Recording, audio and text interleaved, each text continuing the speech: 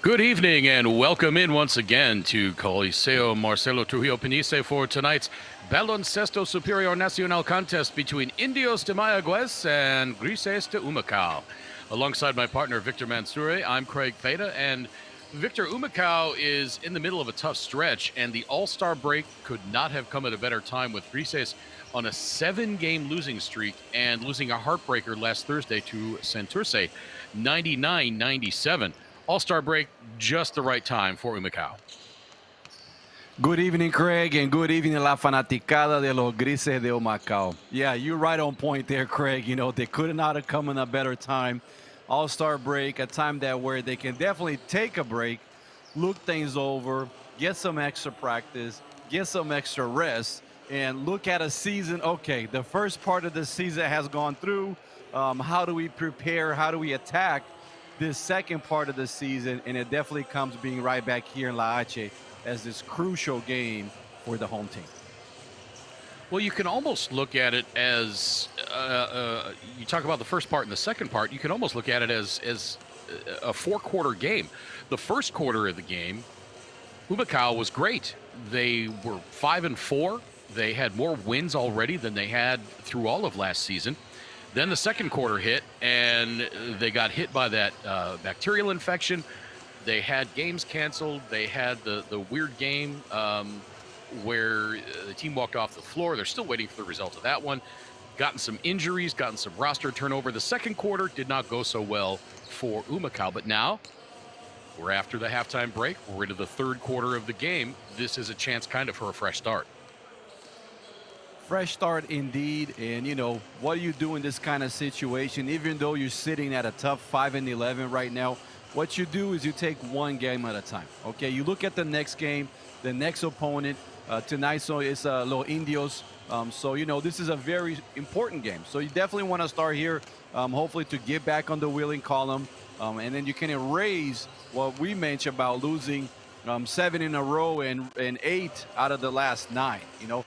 Playing at home, they have been great, Humacao here. So it does bring this kind of expectation. They have been able to play with more tempo. They have been able to push the speed, push the pace of the game, and obviously have a better defensive presence. So that's what you're hoping for.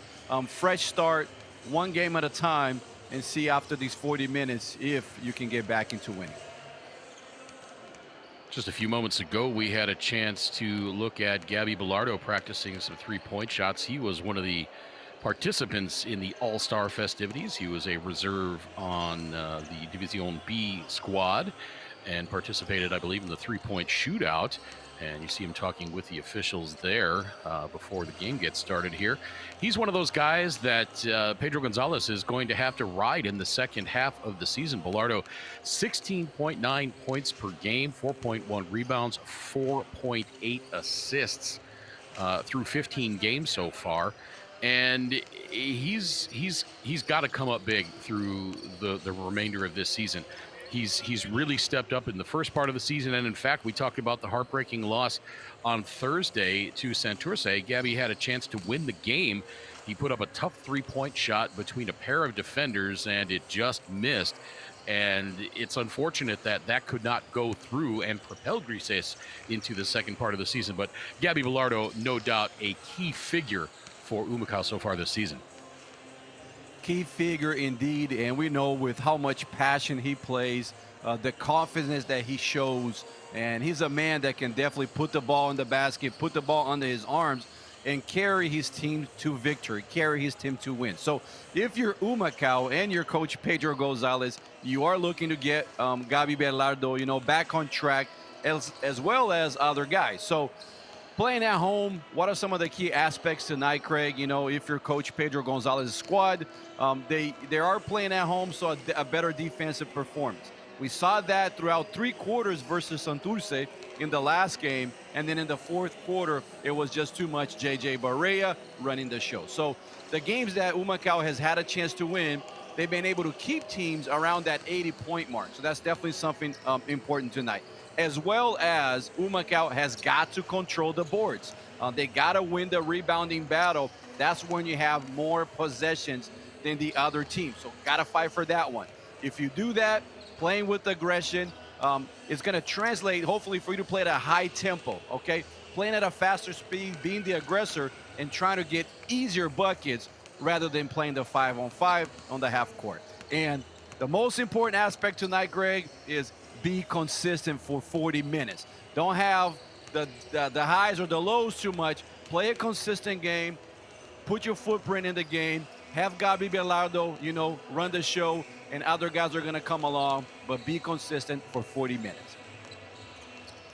You talk about being strong on the glass. When these two teams met 11 days ago on May 20th, Mayagüez won 85-71. Mayagüez had a 50-38 advantage on points in the paint. You talk about getting easier baskets rather than a 5-on-5 set, half-court set. Mayagüez had a 20-4 advantage in fast break points. So again, those are two things that Humacao is going to have to button up tonight. In that game back on May 20th, Gabi Belardo had 21 points. Tomás Parker Rivera had 14 points, 13 rebounds. And George Matos had 11 points, but Jared Ruiz put up 24 for Mayagüez. Jordan Cintron had 11 points and 12 rebounds. And Devon Jefferson, 22 points and 10 rebounds in that game. Humacao turned the ball over 13 times. And again, we talked about that in the game against Santurce. That's something that Humacao did not do early in the season, especially here at Coliseo Marcelo Trujillo Panisse. They took very good care of the basketball. And that's something that they have not done as of late in this 7-game losing streak. One other thing that they've done very well throughout the course of the season is shoot the three-point ball. In that game on May 20th against Mayagüez, Humacao just shot 22% from three-point range. Yeah, Greg, you know, taking care of the basketball, what happens there is when you lower the turnover numbers, what happens is rather than giving the ball away, just giving up the possession, you're going to take shots, right?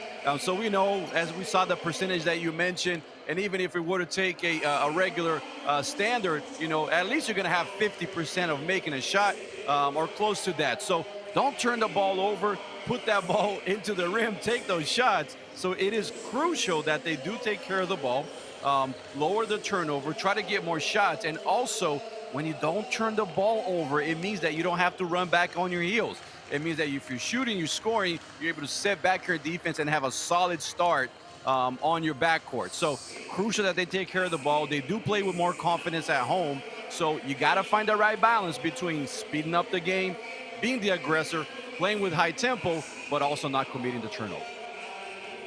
Just a couple of minutes away from tip-off between Grises de Humacao and Indios de Mayagüez here at Coliseo Marcelo Trujillo Panisse.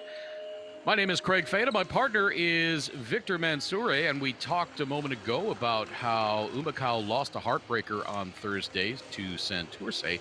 Last Thursday, Mayagüez defeated Ponce 87-78, despite having 16 turnovers in that game. Mayagüez has won 4 of their last 5 games, so these two teams kind of going in opposite directions. The last time that Mayagüez lost was back on May 22nd to Ponce at 101-94. So Mayagüez at 10-11. They are in 5th place in División A, and Humacao looking to right the ship, get their trend headed in the right direction, and get Mayagüez headed in the down direction. Some familiar faces and names. Go ahead, Victor.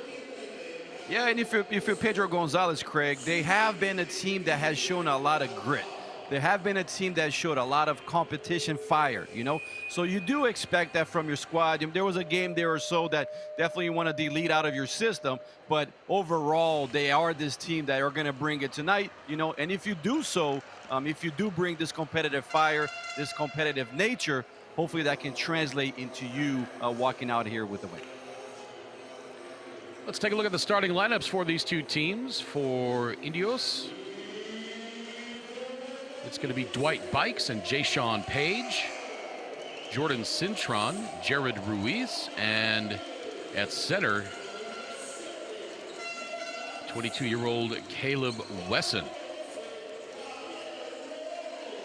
For Grises, it's going to be the same starting lineup they had last Thursday against Santurce. Darian Spotsville, Jordan Swing, Gabi Belardo, Tomás Parker Rivera, and Daniel Amigo. And we've sung the praises all season long so far, Victor, about Timash Parker Rivera. And he seems to be getting better and better with each game. His average is now 9.9 points, 7.8 rebounds, 2.6 assists per game. Last Thursday, he had 28 points and 7 boards to go along with 4 assists against Santurce. Yeah, Timash Parker Rivera, you know, this is a man that you love playing with. You know, he brings it, high energy guy, a lot of credibility, plays his heart out. So you know that he's going to have your back on defense. He's going to clean things up. He's going to rotate, take charges. As we see there, one of my good friends about to referee this game. I love to see him still in action. And what happens is Timash Parker Rivera does bring that to you on the defensive end, on the offensive end. You know, this is a guy that we have seen his role just increase tremendously, especially as of late, as you mentioned, Craig. You know, so Timash Parker Rivera, Gabriel Belardo, Jordan Swing, those 3 guys are definitely the pillar and the backbone of this Humacao team. Our officials tonight, Martinez, Cole, and De Leon. It's going to be Wesson jumping against Amigo, and Indios win the tip. So here's Dwight Bikes, 33 years old, out of the University of Marquette. Bikes gets it back. His pass was tipped by Belardo, 8 to shoot. Now the long baseline jumper, no good, rebounded by Belardo. Jordan Swing right side, directing traffic. Just underway. Glad you can be with us wherever you're tuned in from, around the Caribbean or around the world. Timash Parker Rivera spins his way into the lane. Left-hand layup won't go. Here comes Mayagüez back the other way. A clean look Page. there. Nice spin move. Finish with the left, just as able to finish. Pass intercepted by Amigo.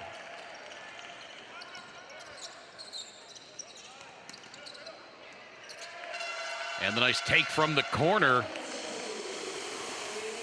Darian Spotsville gets the first 2 points of the game. Good to see him get a couple of early points. Now here's Page on the drive. He tries to go up over Timash Parker Rivera. Can't get the shot to go. Swing now. Pass to Amigo.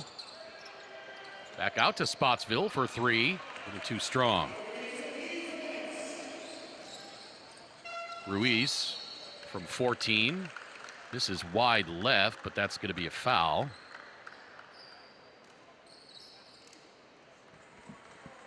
And I'm sure, Craig, you know, a lot of the times we say don't foul a shooter, but here's a little trick for you. As a guy is going up for the shot, rather than you foul him going downwards, you might want to tap his shoulder or tap his elbow a little bit, so he has absolutely no chance of following through. So it's not like I'm trying to teach anybody how to foul out there, but this is a veteran things that guys do around the court. You know, again, just push his arm up a little bit, and then that shot's going to go way up. Ruiz hits 1 of 2.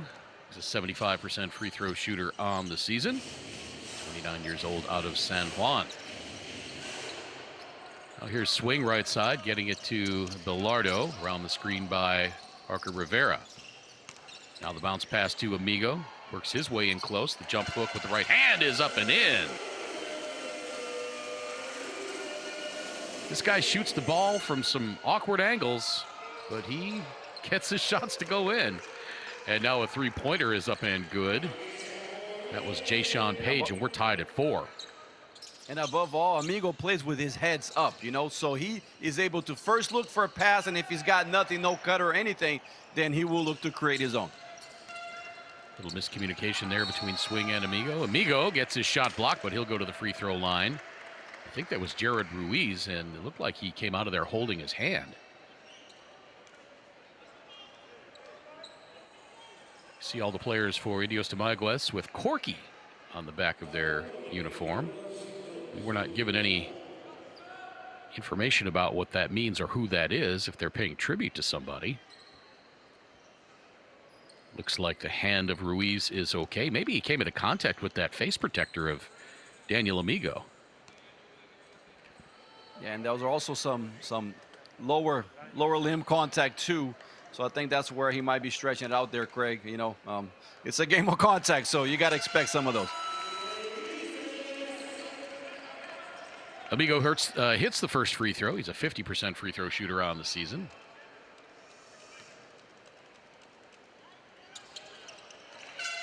Pushes the second one up and in, and it's a 2-point edge for Humacao. Bikes just about lost it in the backcourt.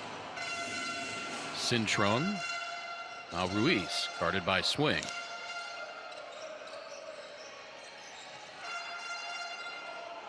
Caleb Wesson on the drive, goes reverse and makes the pretty layup, and we're tied up at 6.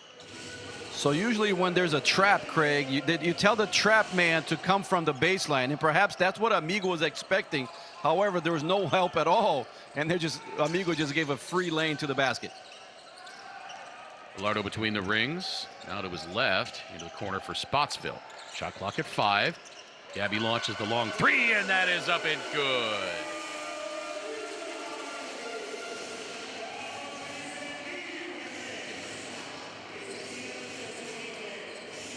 Last Thursday against Santurce, Bilardo had 20 points, 8 rebounds, and 3 assists, shooting 38% from beyond the arc this season. Sure seems like he makes a lot more than that. Now the steal by Swing. He's going to have an uncontested layup. Goes up with the left hand and banks it in. Biggest lead of the game now for Grises at 5. It's 11-6 with 6:15 to play first quarter.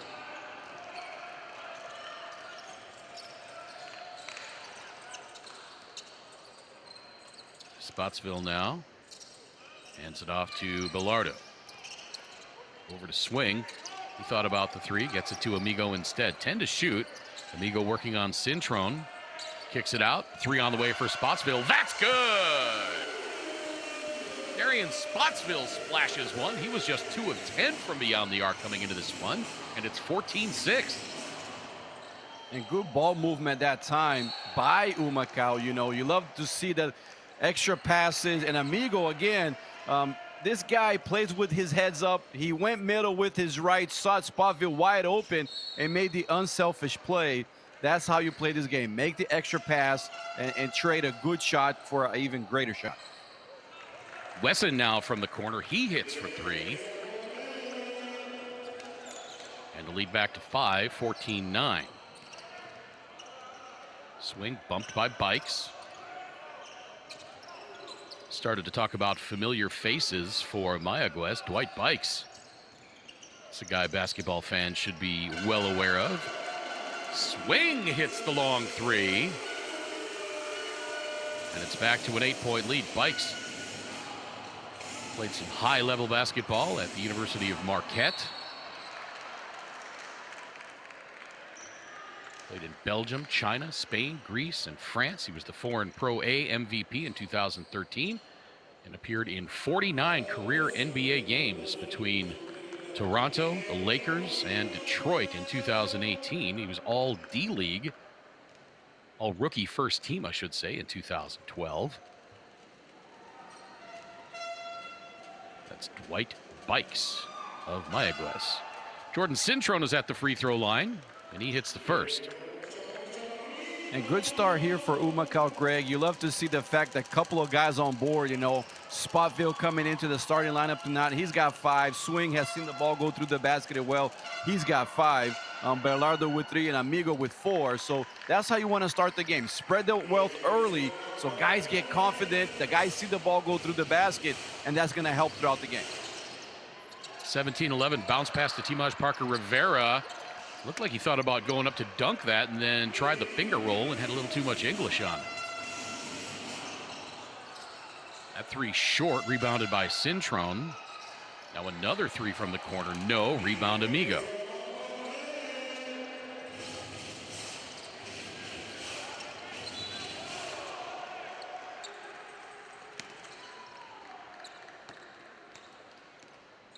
Jordan Swing goes down.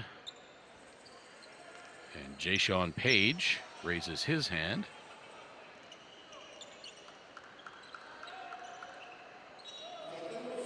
And from that angle, it didn't look like there was a lot of contact. Looked like Swing sold that one, didn't it? But I Yeah, think he did sold Page that got him one. with the arm. Absolutely, but Page was just caught up in the wrong defensive possession. You know, the odds are against him. Once the referee sees a little bit of awkward movement, he's going to call that for sure. And Jared Ruiz travels, so no bucket. Talked about And we James see Sean their Page Corky. just a moment ago. Yeah, Craig, you know, we see their Corky in as an honor from the players. And Corky was a legend for the Mayagüez team. You know, he did pass away in a car accident. So back in 2015. So that's why they're honoring him. He was one of the key pieces to bring their first and only championship to Mayagüez in 2012. That's why he's the best color man in the business, ladies and gentlemen. Victor Mansoure with the information on Corky on the back of the uniforms of Mayagüez. Jordan Swing short on the three-point attempt. And now a couple of easy buckets for Mayagüez, and they're back to within 4. Yeah, quick shot led to a long rebound and an easy bucket on the other end. So that's why you want to take care of the ball and not going to quick decisions, because you can be playing downhill from that. And that's exactly what happened. Swing double teamed. Bilardo faked the long three, got it inside. Two-hand stuff for Gabby Bilardo. Or beg your pardon. That was Timaj Parker Rivera. And, you know, Gabriel Bilardo, he didn't dunk the ball, but he had a beautiful pump fake to get himself open. And that's what happens after you make your first shot. Guys have to respect you. Make one jab step, one pump fake, you know, get by your man, and then all of a sudden you're playing a 2-on-1 or a 3-on-2 situation. Daniel Amigo has a seat on the Humacao bench.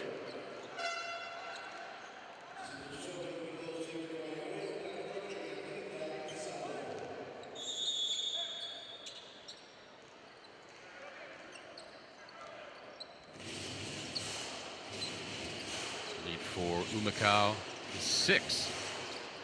Led by as many as 8. Ken Horton into the game now for Grises. Playing in his 3rd game now. Averaging 8 points and 2.5 rebounds per game. Started his first game. Came off the bench on Thursday against Santurce. Quick pass inside to Timaj Parker Rivera. Horton misses. Gets his own rebound. Goes back up and lays it in with the right hand. Nice work by Kenny Horton. Nice work by Kenny Horton. And a beautiful pass, too, by Timaj Parker Rivera, just recognizing that he was double teamed and then fed his teammate for an easier look.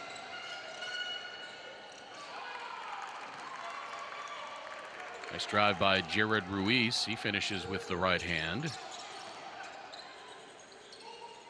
Spotsville over to Horton. Back up top to Swing. Now Bilardo. Bilardo on the drive into the corner for Horton. He launches the three. No. And that's going to be a foul on Darian Spotsville as he ping-pongs Christian Pizarro to the floor.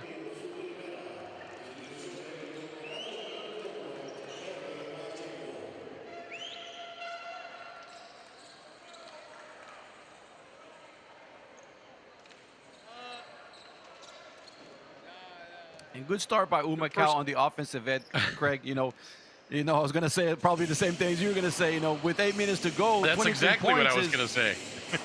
A good start, you know, but, you know, giving up 17, you don't want to trade baskets. You know, you want to start getting some stops here, as Mayagüez have been able to score in the last couple of possessions. So get the stops and see if you can build on this lead. Wesson the baseline drive. He draws the foul on Timaj Parker Rivera. And this is where the in-game scouting goes. Second time that you see he lines up and then goes to his strong side, his right hand. So next time you want to sit on his right hip and push him to his left. That's what they said about Michael Jordan back in the day. Force him to his left. That shot blocked by they had no Gabby Bilardo. They had no choice but pray with that man. Which direction did they have to force you in your prime, Victor? Was there any way to stop you offensively? Well, you know what? Actually, I was more comfortable going to my left. I usually had the ball in my left hand, and that allowed me to go for a quick trigger, just putting my strong hand, my right hand underneath the ball. So I had a tendency, just like Jordan's swing right there, going to his right. Usually guys that are a shooter, they might go to their opposite hands because their strong hand can come right in for that quick trigger. Timaj Parker Rivera scores. And Christian Dalmau, the head coach for Mayagüez, takes timeout.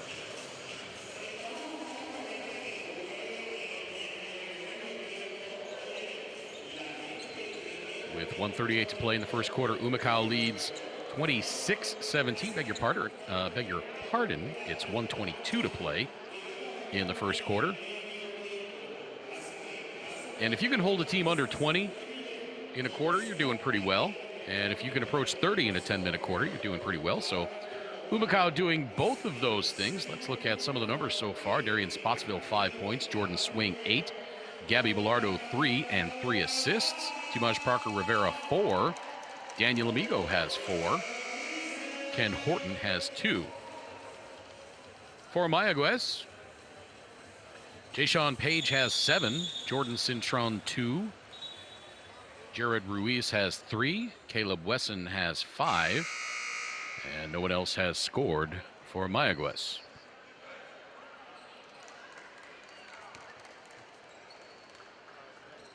Biggest lead in the game so far for Humacao has been 9. They have led the entire way.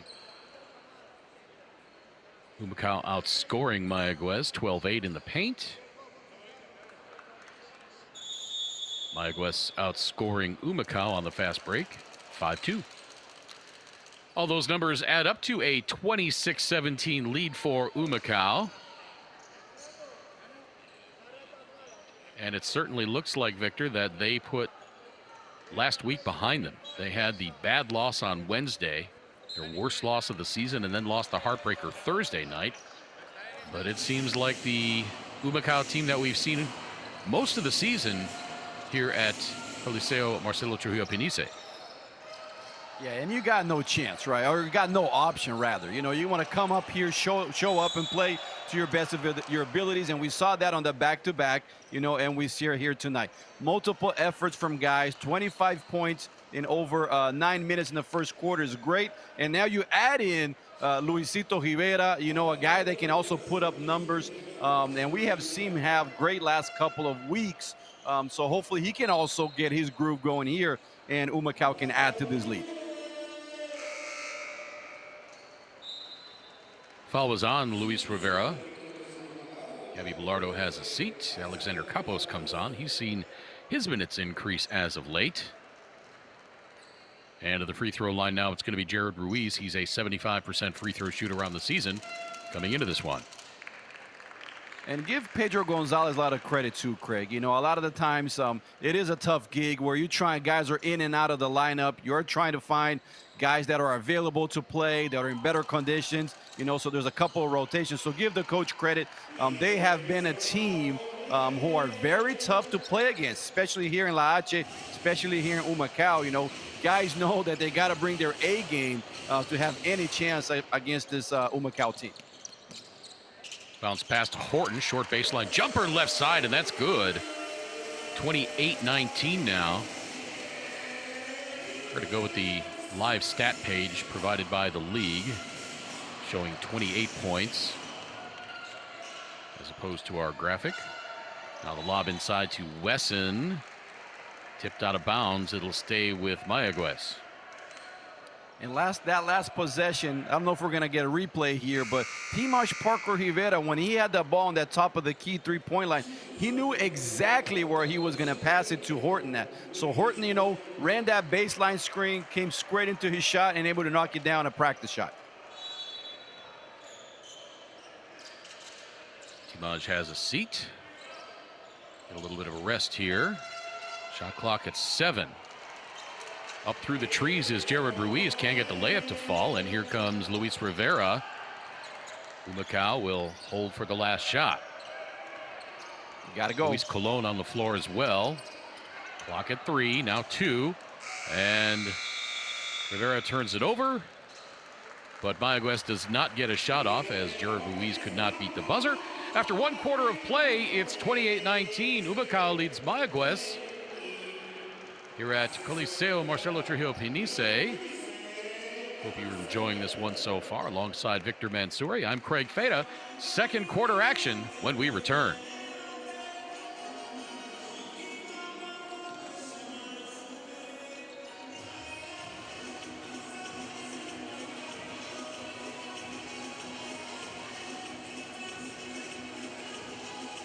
Ahora se puede con un préstamo personal de la Cooperativa Oriental. Ponte al día con tus metas financieras con un cómodo pago mensual que tienes hasta 90 días para hacer el primer pago. Llama al 787-418-2021. Cooperativa de Ahorro y Crédito Oriental, la alternativa de todo un pueblo.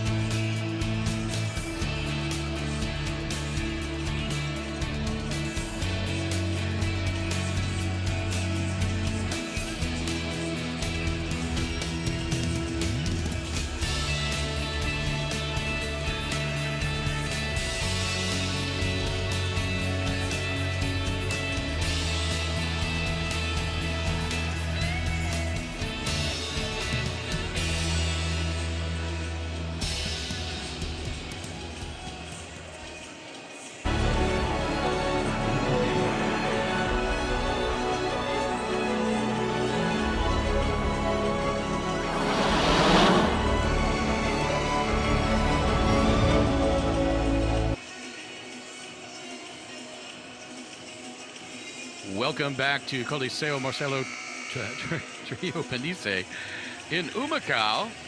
Los Grises leading Indios de Mayagüez by the score of 28-19. Pardon, 27-19. Change the stat page, so our graphic had it right.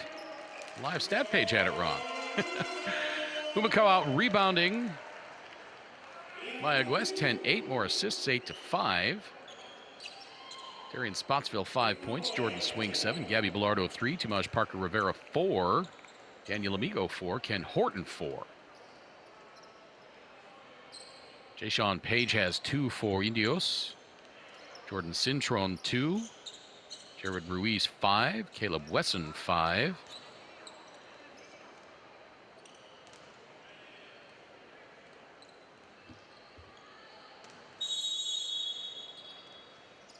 It's going to be Humacao ball to start the second quarter. Georgie Pacheco Ortiz in the game.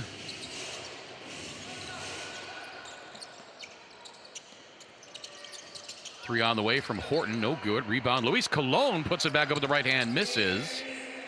On the floor for Humacao.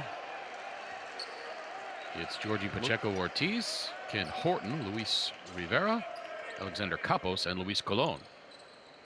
And Greg, you know, talk about getting it right, and Humacao got it right in the first quarter. You know, the ability to win the rebounding battles, 10-8. They have more assists as well, so the ball is moving. They have been shooting a high percentage in going that 11 for 17. So good start for them. That's where you want to have, you know, it's so important at the professional level to have good first quarters. And we usually say the first quarter and the third quarter are crucial because it dictates what kind of game it's going to be. Obviously, the closing moments, you know, in the fourth quarter are vital, but the first quarter and the third quarter is so important because that's where you put your footprint in the game. Comes Rivera, he's fouled.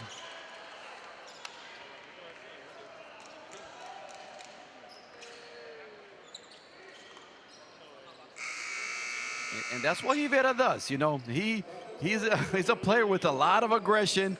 He knows exactly where he wants to get on the floor. So good job by Luisito. You know, that's what they expect of him. A guy that's going to come in and try to even push the tempo even further, and especially attacking the paint. Once you get to the paint, you either have yourself a shot, a good look, or you can find someone close by. So you want to try to get to the heart of the defense, and that is the key area. 10 to shoot for Humacao. Georgie Pacheco-Ortiz misses. And here comes Jared Ruiz. Pizarro. Now over to Adrian Ocasio. Back to Ruiz. Shot clock at 7. Quick pass tipped out of bounds. It'll stay with Indios, but they will only have 6 on the shot clock. Exactly 9 minutes to play second quarter. And good job by Pacheco and Campos that time. On that pick and roll, that handoff, they actually switched and stayed with their man. It looked like it was a moving screen there, not called, but good job last time by switching.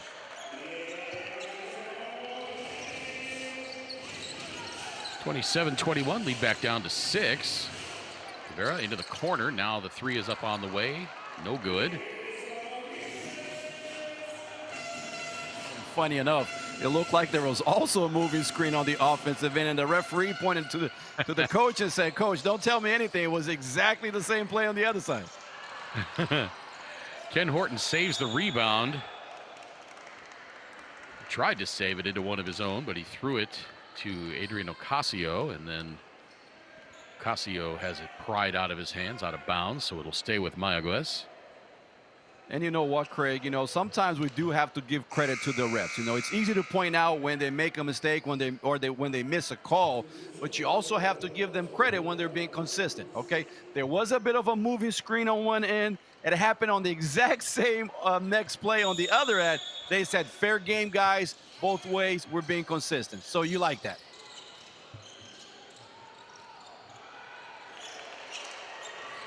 Nice rebound by Luis Colon.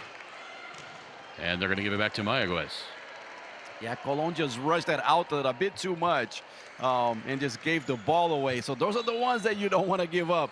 Hold on to that ball, wait for the point guard to come get it from your hand if you have to, but don't give it away.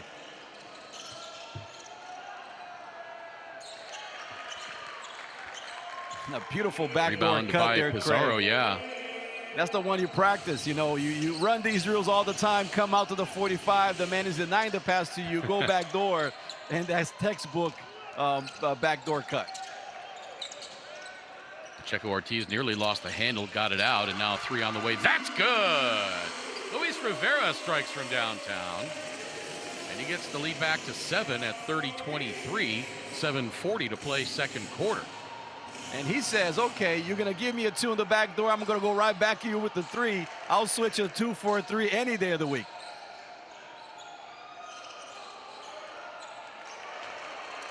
Another rebound for Luis Colon. Nice job defensively by Alexander Campos to close on the shooter and alter the trajectory of that shot. Now Colon from 17 just barely ticks the front end of the rim. Now Burgos, this shot misses long. Jeffrey Burgos, we saw him recently with Fajardo. He's only played 1 game for Mayagüez this season. And Craig, a couple of Luis Colon gets a nice hand. Go ahead. I'm sure that if the coaches could take a couple of the last possessions back, they would, So this is where you got to know your role. You got to know your strength. Even though you have a look, you have a clean look, you got to know your percentages, and that's where you see things in practices, in games. So if it's not your strength, it's not your shot, don't take it, move it around, and then find someone with a higher percentage further into play. Rivera feeds the cutting Ken Horton, and a whistle. Looks like Ken Horton, Victor, is starting to get his feet underneath him a little bit, finding his flow in the Humacao offense a little bit better. Yes, he is. So you can see him slashing more. You can see kind of like picking his spots better. You saw right there, beautiful timing on the cut. Okay, it's not only about when you cut. It's not about where you cut. It's when you cut, right? So good job there. Like you said, he is looking a lot more comfortable in the offensive end. He's a guy that can play multiple positions. He can shoot from the outside. He's got a good mid-range game. He can finish strong inside. So good to see him getting his groove. Jayshawn Page picks up his dribble, pass intercepted by Georgie Pacheco-Ortiz, and then he's fouled. Whistle is on Christian Pizarro. And you like to see this, Victor. Still 4 non-starters on the floor for Humacao, and they've still got this lead at 7. That's exactly what you want your second unit to do. If you've got a lead, hold that lead, maybe give up a point or two, but you don't want to blink and all of a sudden the other team is dead even with you, and they've done their job. Absolutely, Greg. And, you know, that's what Coach, like you mentioned, that's what Coach Pedro Gonzalez asks of their bench player, their role players. Come in, give me lots of energy, you know, put ball pressure, but obviously hold on to that lead. If you can't at least increase it, don't lose it. And that sounds a lot easier than when you're playing the game because you have to make the reads. But that's the kind of mentality you got to have as a role player, you know. And there's an advantage. If you're a role player, you get to study the game a little bit from outside. You kind of know, okay, what kind of defense they're playing, what kind of game are the referees calling, where my shots come from, you know. So you get to have that look, and there's not that starter's adrenaline that sometimes take a minute or two to come out. So as a bench player, you want to be ready when your number's called. Swing high off the glass with the left hand. And it's 34-23, biggest lead of the game for Humacao.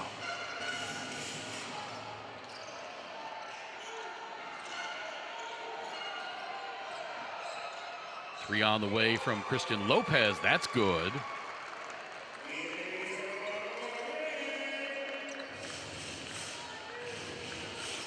Yeah, once that ball hits that low block, you gotta be ready for that court pass, you know, that the 45. And that's exactly what Mayagüez did. They just found a shooter. So if you're playing defense on that weak side, you gotta be ready for it. Nice ball movement there by Humacao. Georgie Pacheco-Ortiz finds Alexander Capos across the court for the open three, and he knocks it down back to an 11-point edge with 4:59 to play, second quarter. Beautiful read indeed. We were talking about the ball crossing the court from the low block. That time it crossed the court from the weak side, from the strong side to the weak side. And that's what you do. Play with your head up. The game will slow down a little bit, and you don't have to dribble as much. You know, if you got your head above the water, you can pick and choose. You can find the spots because it is a game of angles. My partner mixing basketball and swimming metaphors, but that's okay. Of course, a native Brazilian, you'd think you'd know a lot about swimming. Capos going for another three-pointer, missed that one. Now here's Ruiz. Kick out to Polo, his three. That rings out. Swing mistimed the jump on the rebound. And Georgie Pacheco-Ortiz comes out of there with it. Now swing. Short jumper high off the glass and in. Pretty shot by Jordan Swing. And he's got 11. It's a 13-point lead now for Humacao, 39-26. And Christian Dalmau wants timeout.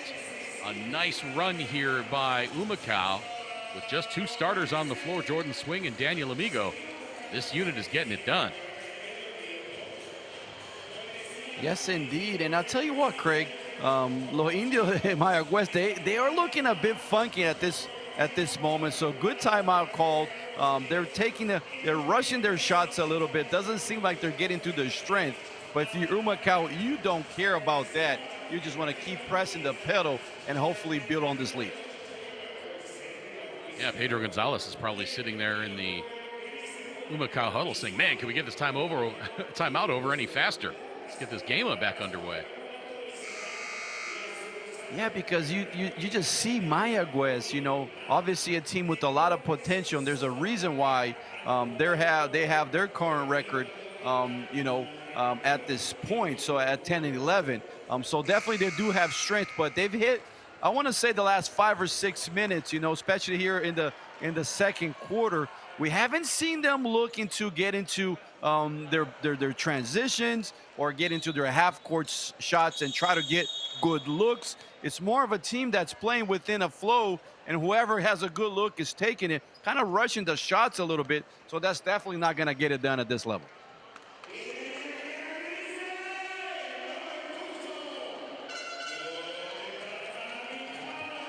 Up next for Humacao, they will play Friday at Carolina. Their next home game is going to be next Tuesday, June 7th, against Bayamon. And in between those two games, a certain color commentator by the name of Victor Mansouri is going to have a birthday. So happy early birthday, Victor, since we won't be on the air until after that. Pretty reverse layup by Caleb Wesson. He's going to go to the free throw line to try to complete the three-point play. Wesson, 5 of 7 from the stripe this season. He's played in just one game for Mayagüez so far.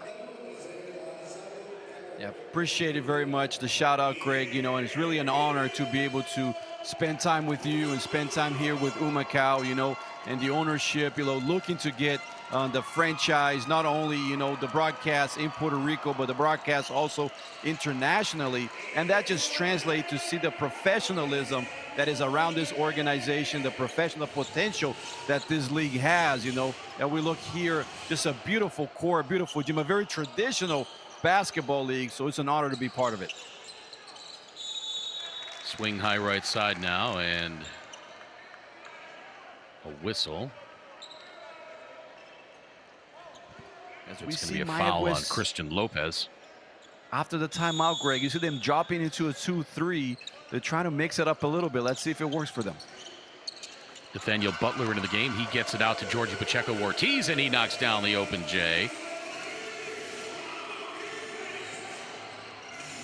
Lead is back to 13.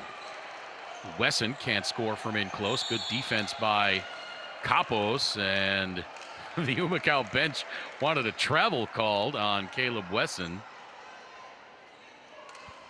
Yeah, a lot of action down low. You see, good job, good no call at first sight, but then we saw just too much Parker Rivera with that left-hand swipe hitting the right arm. So definitely a clear foul there, but, good job on the first take by the refs, allowing them to play. It's the big man game down low. Let them figure it out.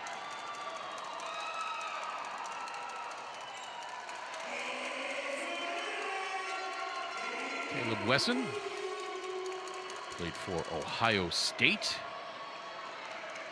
the Big Ten all-freshman team.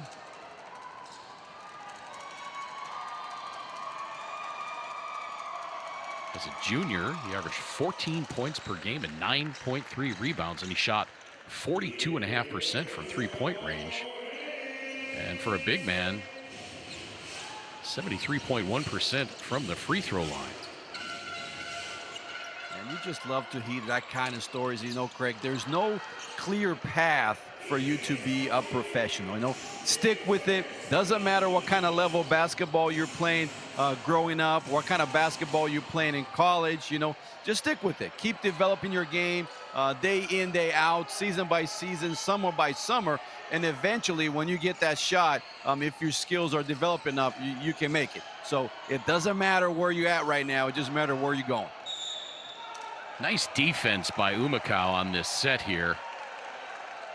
Guys recovering, getting to the shooter, forcing a miss. And now they changed the out-of-bounds call.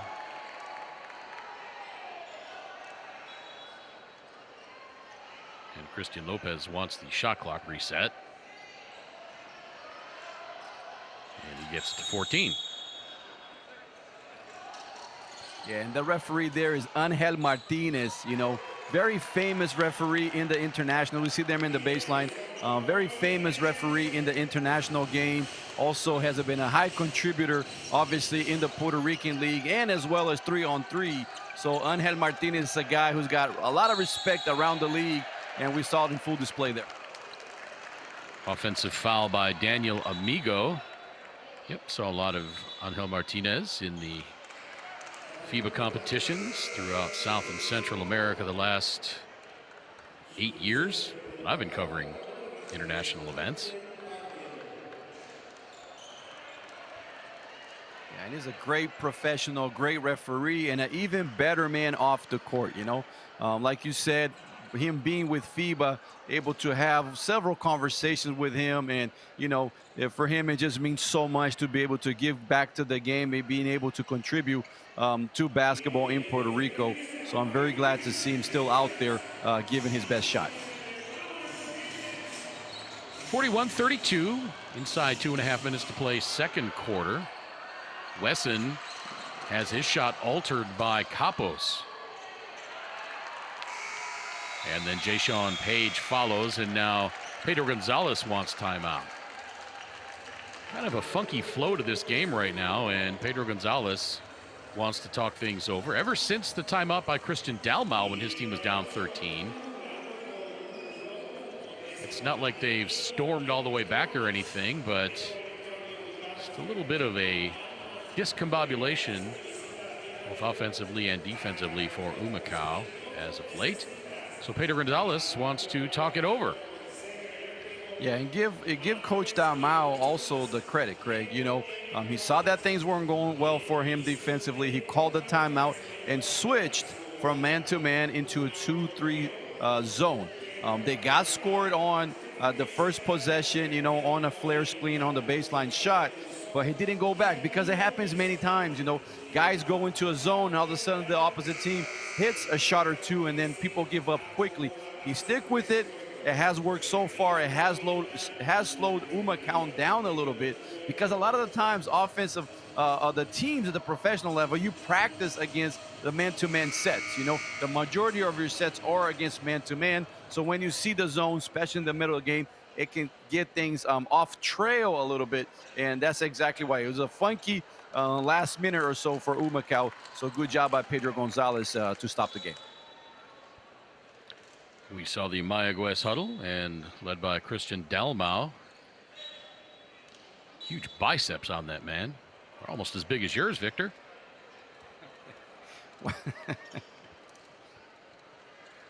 Now, come on, don't be modest. Yeah, you got me out of words on that one, my brother.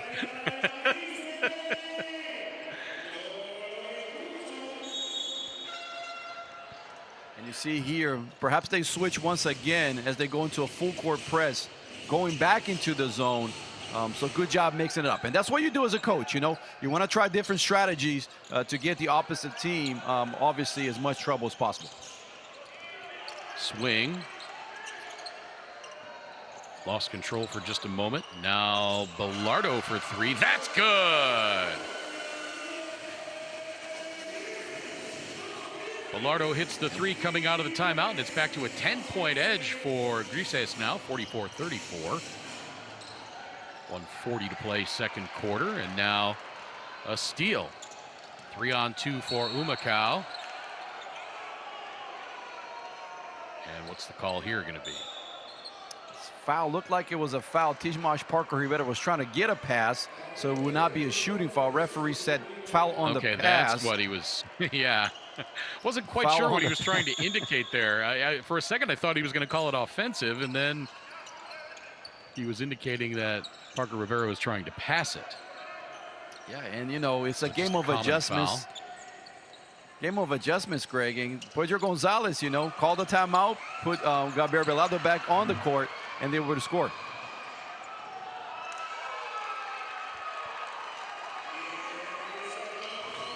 Christian Lopez scores under the defense of Jordan Swing, back to 8. Coming up on 1 minute to play in the second quarter. And a nice job defensively by Swing to force that miss. Butler to Swing. Right hand layup is up and in. And I tell you what, Craig, if I am Mayagüez, I am really having issues right now, because it looked like the layup did not hit anything from Christian except the backboard. I didn't see it hit the rim. Tishmash Parker Rivera cleaned it. The referee said it was on the cylinder. It had hit the rim. Well, from my point of view here, it did not. So I can see why Mayagüez is definitely making an argument. 40 seconds to play. 10-point lead for Humacao. And the pass intercepted by Capos. And Bilardo is fouled by Jared Ruiz at midcourt.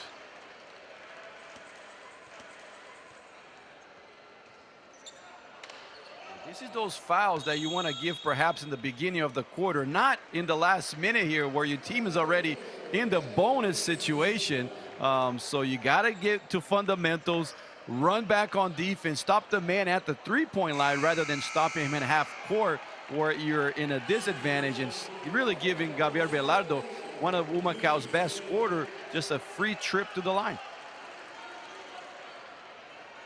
Luis Colon back on now for Humacao. Gabby Bilardo to the free throw line. He's a 77% free throw shooter. And he misses the first.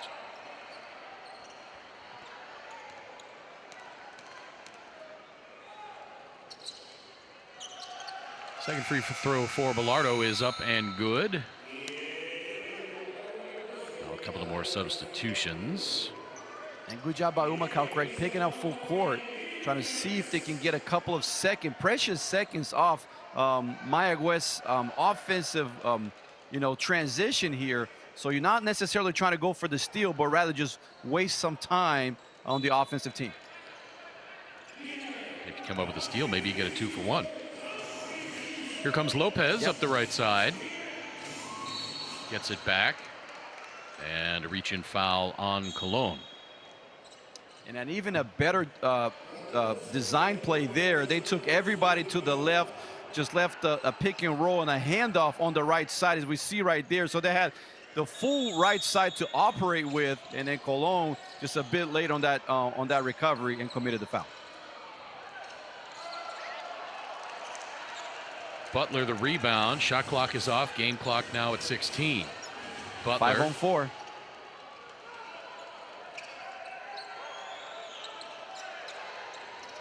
Now here's Bilardo. Game clock at 5. Bilardo tries to hit Colon on the cut. It goes out of bounds with 1 second left. Humacao will have the ball.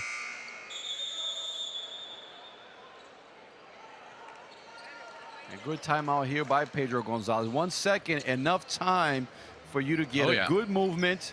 A couple of guys, kind of like decoys, getting out the way, and then getting into your best shooter so he can get a clean look.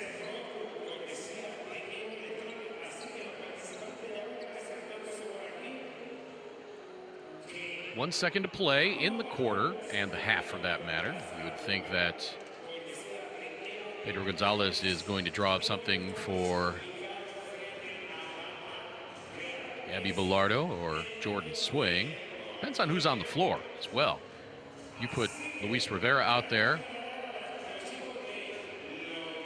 Ken Horton, you've got all kinds of different options. Yeah, and that's what you want to put out there, Craig. You want to put guys that are going to draw attention, that the defense are going to have to stay up with, and therefore, hopefully, you're generating more corridors, more hallways for guys to be able to step into their shots, So put the guys out there that got the hot hand, the guys that can make shots, so it can draw attention and then hopefully create more room into the guy that you're trying to get the ball to.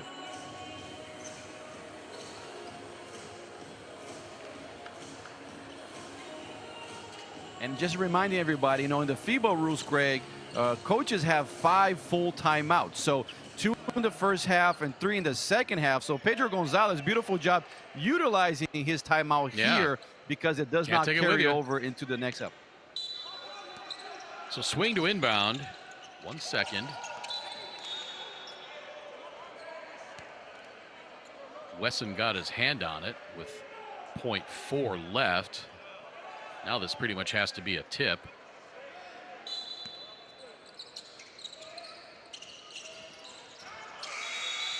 And again, Wesson tips the inbound pass, and we go to halftime. And there's a reason why, Craig, you put your 7-footer, your biggest man, to guard the inbound plays exactly for that, so he can be a wall in front of the passer. At halftime, Humacao leads Indios de Mayagüez 47-36. Good first half of basketball for Grises. Jordan Swing leading all scorers with 13 points. Gabby Bilardo has 7, Darian Spotsville 5, Timaj Parker Rivera 4, Daniel Amigo 4, Georgie Pacheco Ortiz 4, Ken Horton 4. Alexander Capos has 3, and that rounds out the scoring for Humacao. For Indios, Jay-Sean Page has 12, Jordan Cintrone 2, Jared Ruiz 7, Caleb Wesson 8, Christian Lopez has 5, and Christian Pizarro has 2. That rounds out the scoring. More analysis and second half action when we return.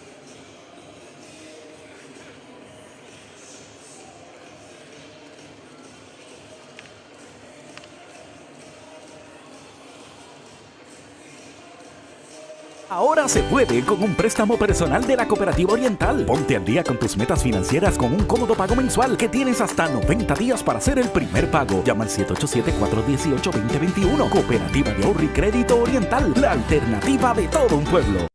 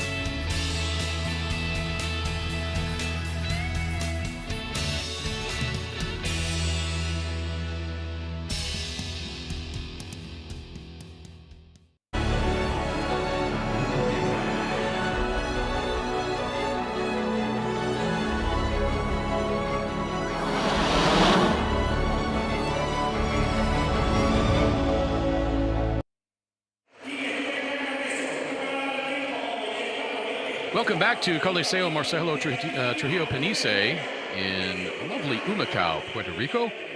Alongside Victor Mansoure, I'm Craig Feda, and after one half of play, Humacao leads Indios de Mayagüez by the score of 47-36.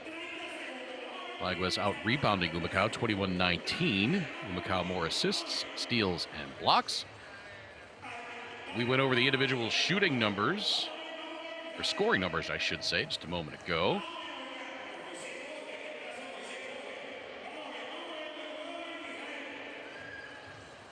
Humacao as a team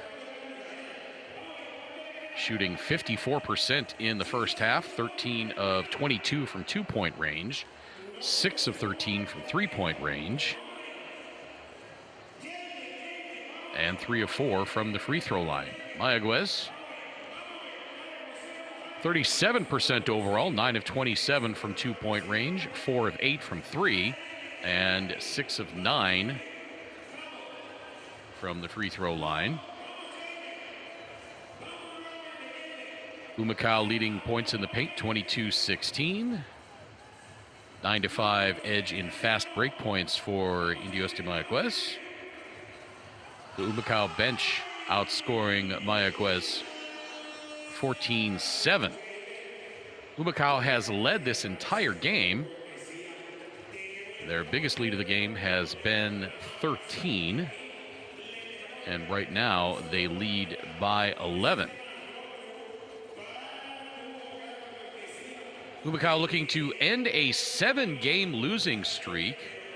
Mayagüez has won 4 of their last 5. Mayagüez at 10-11, 5th place in División A. Humacao overall 5-11, 6th place in División B. And my partner Victor Mansoure. Humacao looking pretty good in that first half, giving up only 36 points and shooting very well from the floor. Yes, indeed, Craig. Good-looking first half for Humacao. Obviously, you know, the 11-point lead here is something that you're proud of, but now you got to have that killer instinct, that killer mentality, and come out in this third quarter and really blow this game out of proportion, okay? There's a lot of positive things. You see a higher percentage from the two, 59%, so they have taken good decisions in getting into their shots. We saw Amigo down low, finding guys open. We saw T. March Parker Rivera playing the high lows. We saw also Horton get into his shots. So you're really happy with that. And that has led into also ball movement and a 46% from the three-point line. So obviously winning the assist game, 15 assists in the first half. This is what you want to keep building on. You see that Mayagüez, now they're already into their game plan, the game plan B. The first was to play man-to-man defense. That wasn't working well, so they switched into the zone.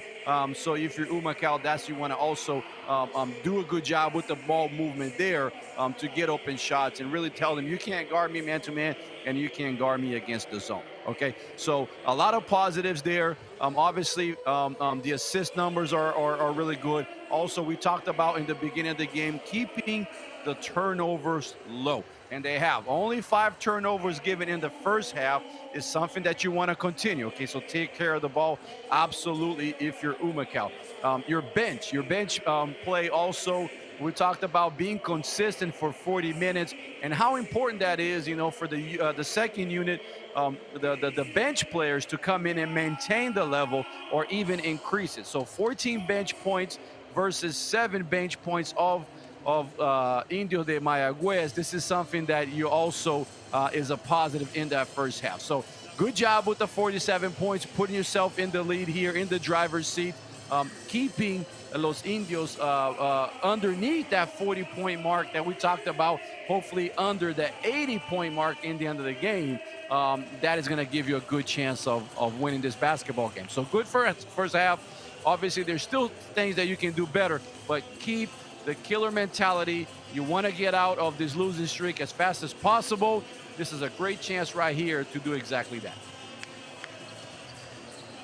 You talked a moment ago about only 5 turnovers in that first half for Humacao.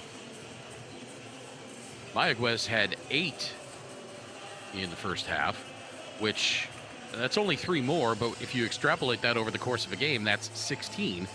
That's a lot for a game, and in fact, Mayagüez had 16 turnovers last Thursday in their game against Ponce. And when you turn the ball over that many times, they did end up winning that game against Ponce, but you turn the ball over that many times consistently, you're going to get an L hung on you. And that's exactly what Humacao is endeavoring to do in this game. Yeah, Craig, there's usually 3 stats that will really tell you if you got good odds of winning the game. One is the rebounding total. The team that controls the board is the team that has more possession. The second one is the turnovers, okay? So if you have less turnovers in the game, that might put you in a position to be in the leading spot. And the third one is points in the paint, okay? That sometimes translates to more free throw shooting as well. So those 3 indicators, rebounding, turnovers, and points in the paint, usually are going to put your team with a better chance to win the game. Humacao has looked very good offensively the last couple of games. They put up 97 last Thursday in the loss to Santurce. And I think one of the things that has contributed to this offensive resurgence, Victor, is Jordan's swing. He's healthy again, and he looks like the Jordan swing that we saw, who had an immediate impact for Humacao early on in the season. In this game, he's already got 13 points on 6 of 7 shooting. Last Thursday, he had 17 points against Santurce. And so I think a healthy Jordan swing is really making an impact on this Humacao offense. He's taken some of that pressure off of Gabby Bilardo. Yes, he is. And that's what he brings to the game. That's what he brings to his squad. So if you're Pedro Gonzalez, you're super happy to see him on the court. Jordan swing, the lefty that plays under control and is able to score in multiple ways. He's a great transition player. He's fast enough, agile enough to get down the court. Obviously also has a beautiful touch from the outside, so he can knock down the 3. And he's also one of them guys that can play make. So not only can he score himself, go all the way to the basket, get fouled, knock down free throws, but he can also draw attention. And if guys come to help, if there's rotation, he's unselfish enough to find guys for open shots. So it's great to see number 7 out there, Jordan Swing. They definitely miss him. So a healthy Jordan Swing, if you're Pedro Gonzalez, you're definitely smiling from ear to ear. Once again, the score at halftime, Humacao 47, Mayagüez 36. Teams back out on the floor. Warming up for quarter number 3. Humacao outscored Indios 27-19 in the first quarter. The second quarter was a little bit closer, 2017 the advantage for Humacao. Next game for Humacao will be Friday, June 3rd at Carolina. Next home game will be next Tuesday, June 7th against Bayamon.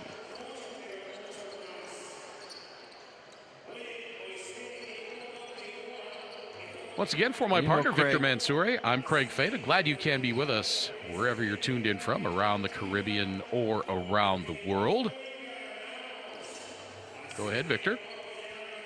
Yeah, and it's one of them things, you know, at the professional level, when you play at home, you play with a lot more confidence. This is the place that you practice at, so you know your ins and outs. Your routine is more stable, but you also want to start translating this into the away games. Okay, the good teams are those who can be solid at home, but also take that on the road. We usually say take your A game on your backpack, you know, and this is the case for them. You know, obviously they have struggled a little bit on the road. So can you build some momentum here in the second half of the season to not only have good stretches at your home place in La H, but also bring that with you when you go on the road, because they do need to pick up some wins as visitors.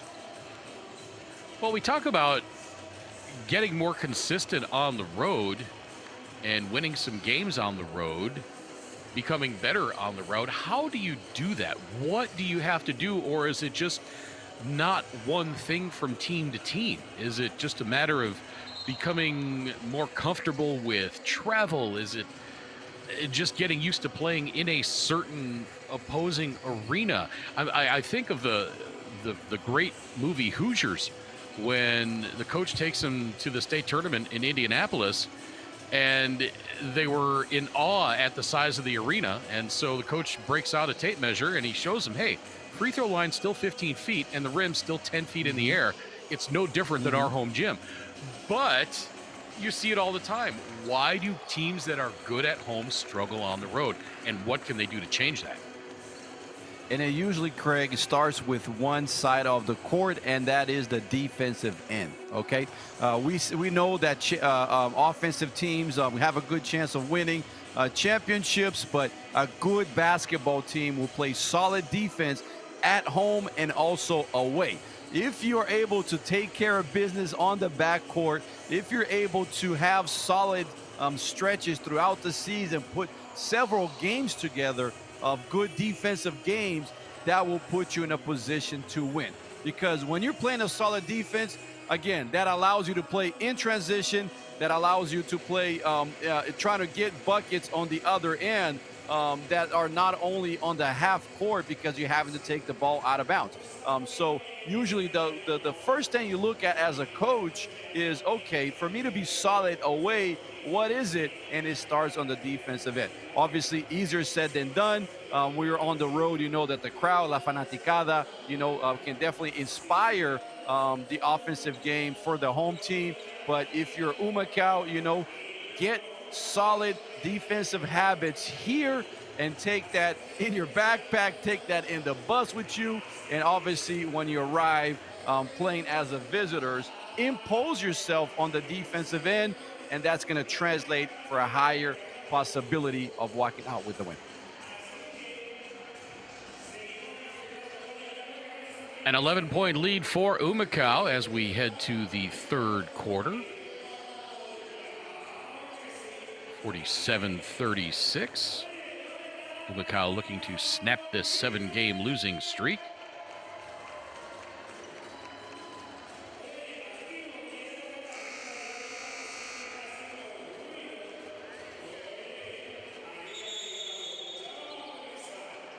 Same starting 5 on the floor as in the first half for Pedro Gonzalez and Humacao.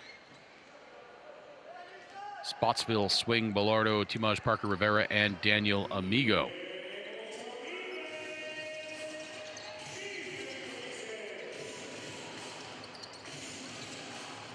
Ruiz over to Cintron. And now a foul by Daniel Amigo.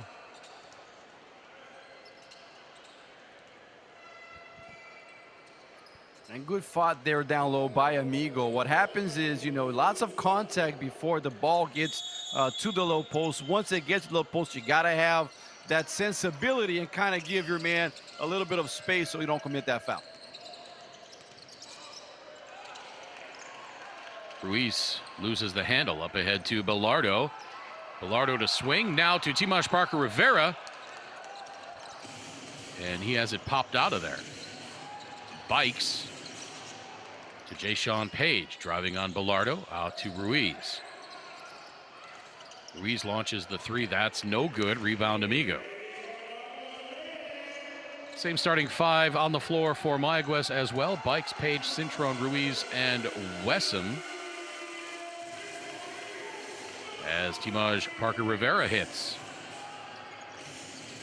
Matches the biggest lead of the game at 13 points, 49-36. Wesson the rebound, goes back up strong and lays it in.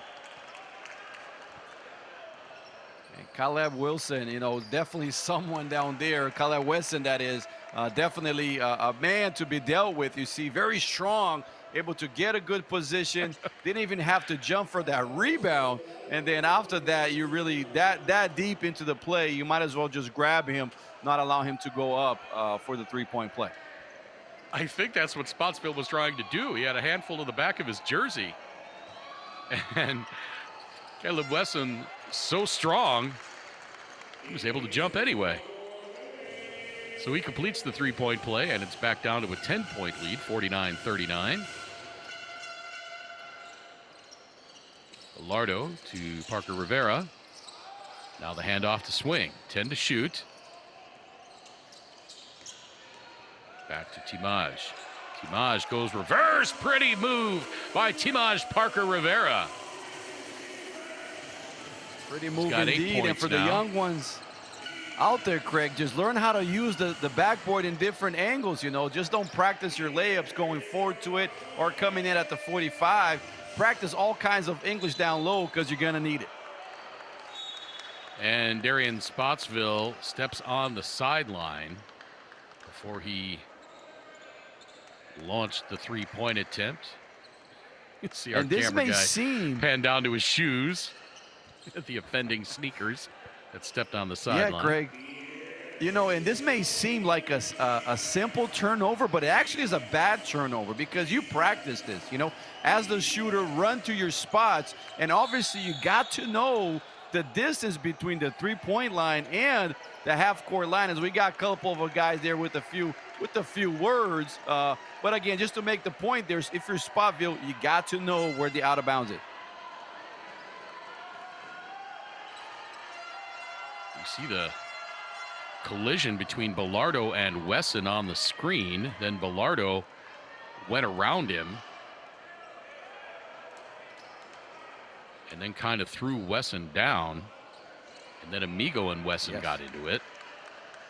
Yes. So if you're Bilardo, you're going to get lucky here if you don't get called for a technical foul, because obviously you were frustrated that, you know, the contact was for too long. As you see, it was a technical foul, and I agree with that. You definitely don't want to generate some extra shoving, if you will, unnecessary.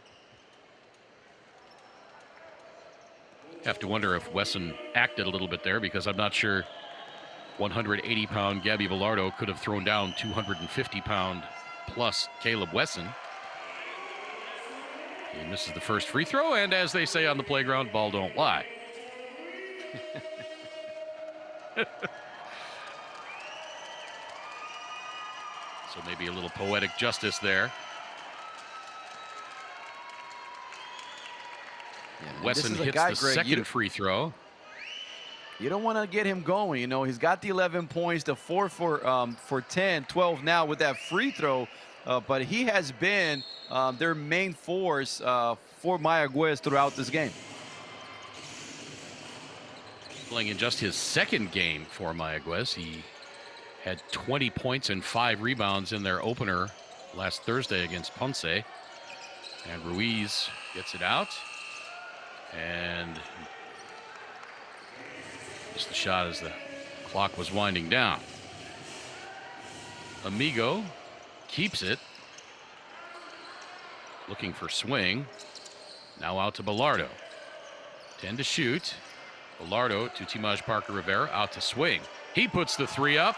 Splash that one. Beautiful nice patience read by Humacao.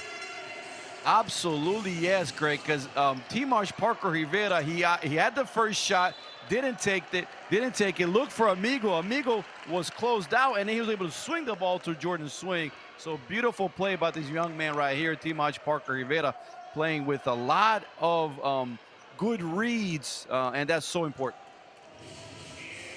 And then Timaj Parker Rivera drawing the foul on Jared Ruiz. 7 minutes to play, third quarter. Humacao with its biggest lead of the game. Swing. Pops from just inside the left elbow. Misses. And Daniel Amigo slow to get up, but he looks like he'll be okay. Wesson gets the pass behind the back of Amigo, and Jordan Cintron scores. Just like Timaj Parker Rivera had a beautiful read, the same thing happened with Caleb Wilson, you know. So if you're the young ones out watching out there, you don't have to rush it, you know. Keep your head up, look what's around you. Don't necessarily have to put the ball on the ground, and you can find the open man. Swing from 25, and he hits that one. Jordan Swing is on fire this game. And Craig, Swing you now with mentioned at 19. halftime how important it is to have Jordan Swing, and we can see it right there in full swing.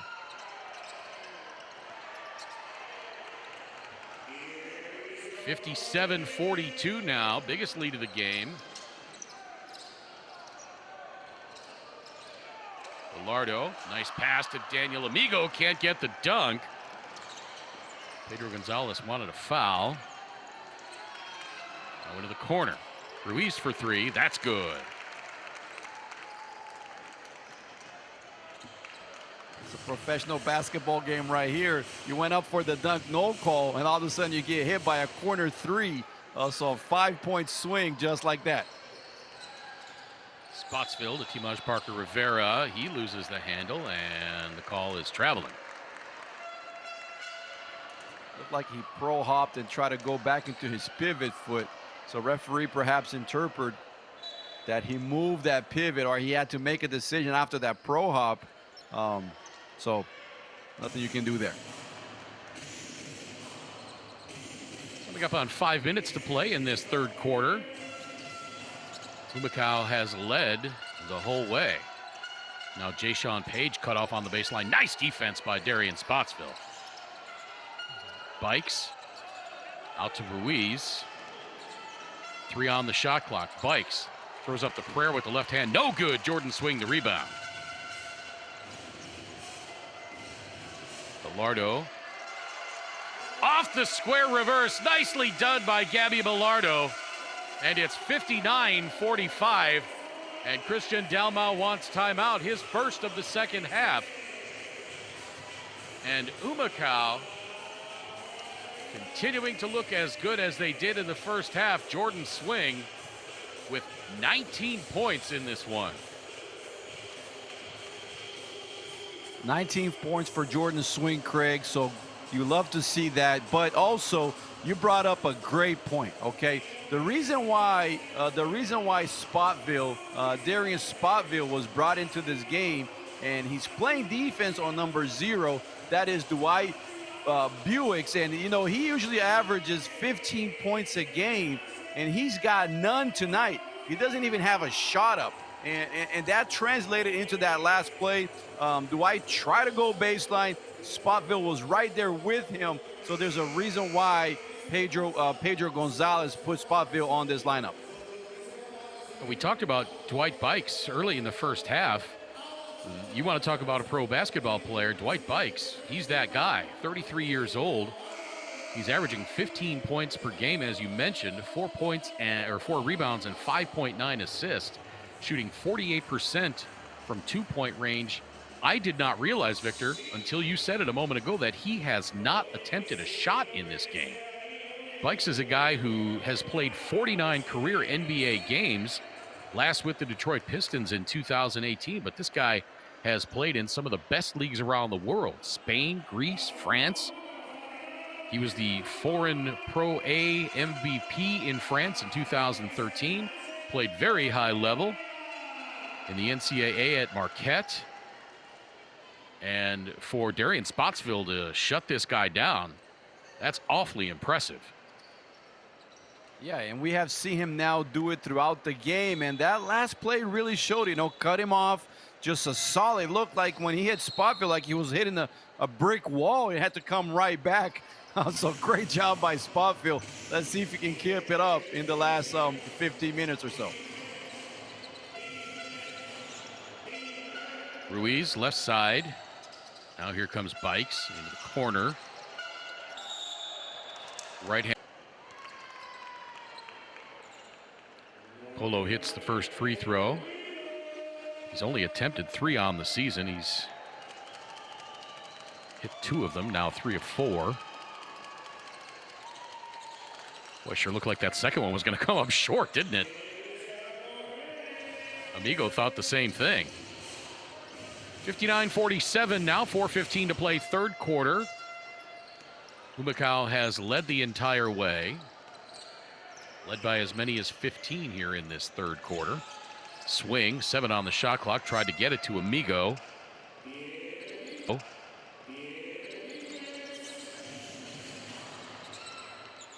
And now the fadeaway by Jayshawn Page is no good. Bilardo backs it out and gets the offense set up. Now the lob inside to Amigo. Amigo finally got it to Bilardo. Now here's Spotsville. His right-hand floater rings around and falls in. How about Darian Spotsville doing it on the offensive end tonight? He's got 7 now. Came into this one averaging just 2 points per game. Now somebody loses track of Caleb Wesson, and he goes up for the easy right-hander.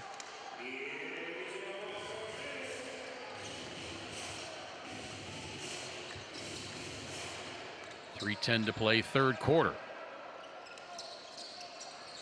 Swing. Thought about loading up for the long 3. Now the pass to Bilardo. Into the corner. Back into the corner. Bilardo gets it. Shot clock at 2. Amigo, the rebound, goes back up off the square and draws the foul. Pedro Gonzalez wanted the unsportsmanlike call.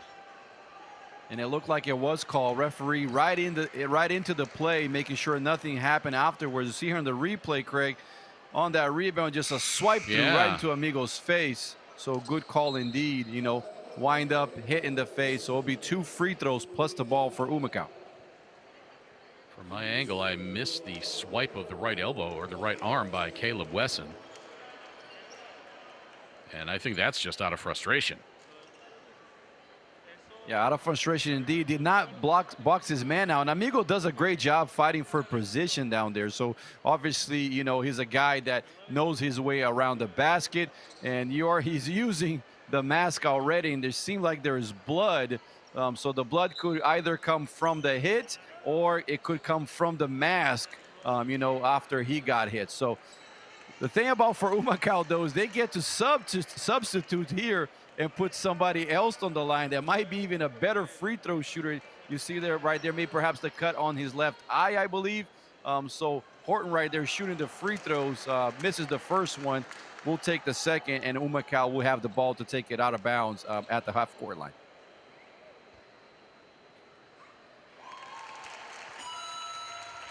Horton hits the second free throw.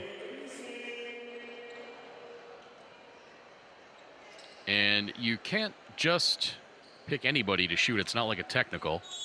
You have to use the player that's substituted for the injured player.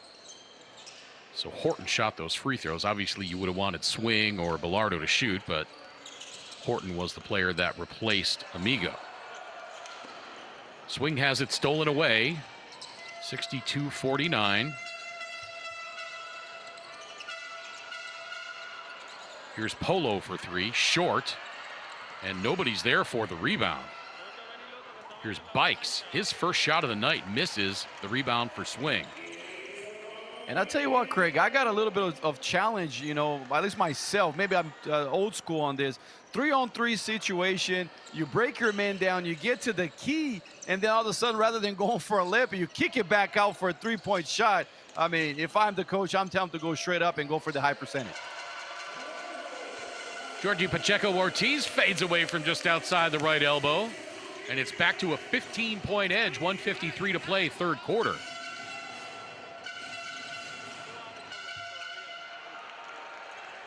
Layup is up and good. Christian Pizarro scores.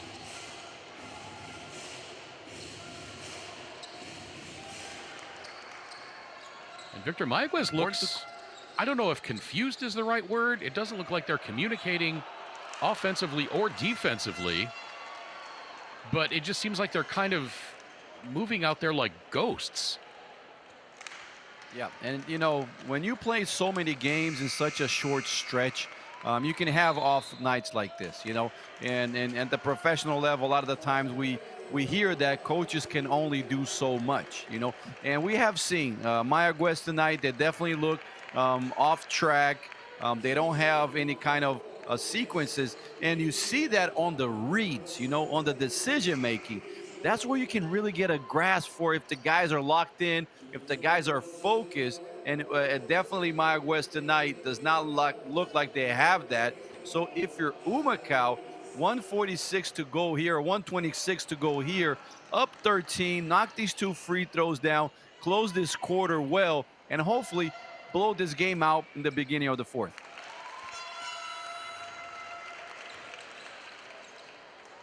Horton hits the first free throw.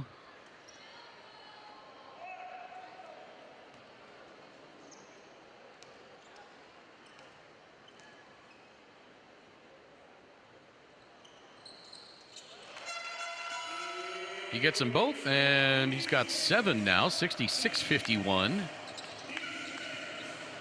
And again, Humacao doing this with only one starter on the floor. This time it's going to be Georgie Pacheco-Ortiz, called for the hold. In the NFL, that would have gotten him a yellow flag in 10 yards. Yeah, in this case, it's going to get 2 free throws, or, yeah, the in the bonus situation. So 15 foul for Humacao.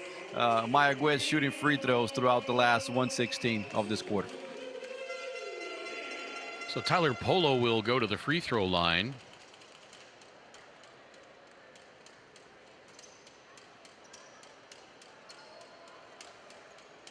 Five of 7 on the season.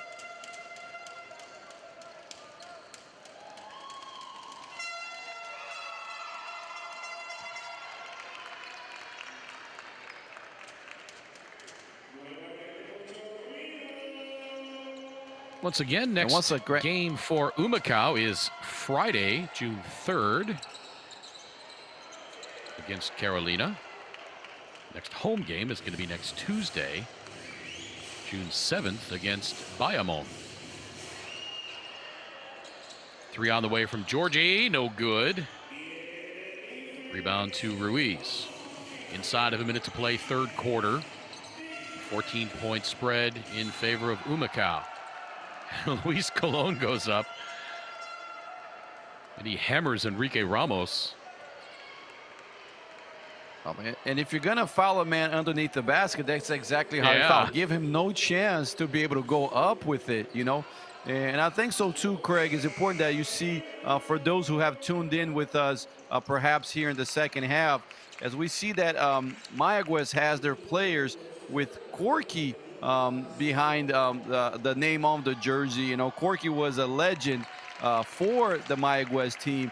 He passed away in an accident in 2015, so that's why you see them honoring him. He was one of the main characters and one of the main players in Mayagüez's first and only championship back in 2012. Second free throw missed by Ramos. It goes out of bounds off of Humacao, so Indios will get it back. Ramos, 32 years old, out of Ciego de Ávila in Cuba.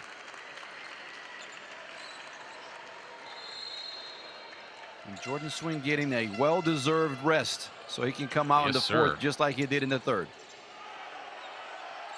Horton. Strong defense forcing the miss by Jordan Cintron. He went up in among three players and missed the shot. Here's Georgie Pacheco-Ortiz around the screen by Luis Colon. Now Capos back to Pacheco-Ortiz. Shot clock at 10.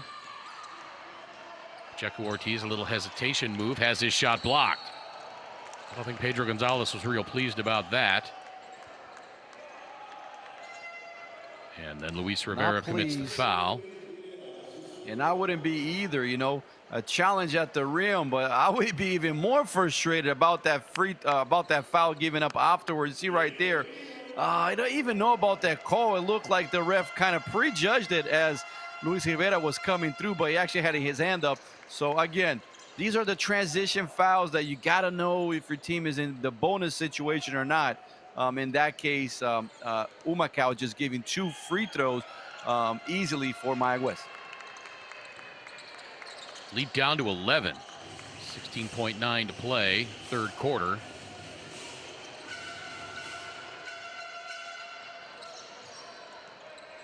Here comes Georgie Pacheco-Ortiz. Shot clock is off. Game clock at 5. Pacheco-Ortiz turns it over. 3-on-1. And now, did he get it off? Would not have mattered either way. Third quarter comes to an end with Humacao on top, 65-54. Humacao looking to end this 7-game losing streak. One more quarter to go. We are back in just a moment with fourth quarter action.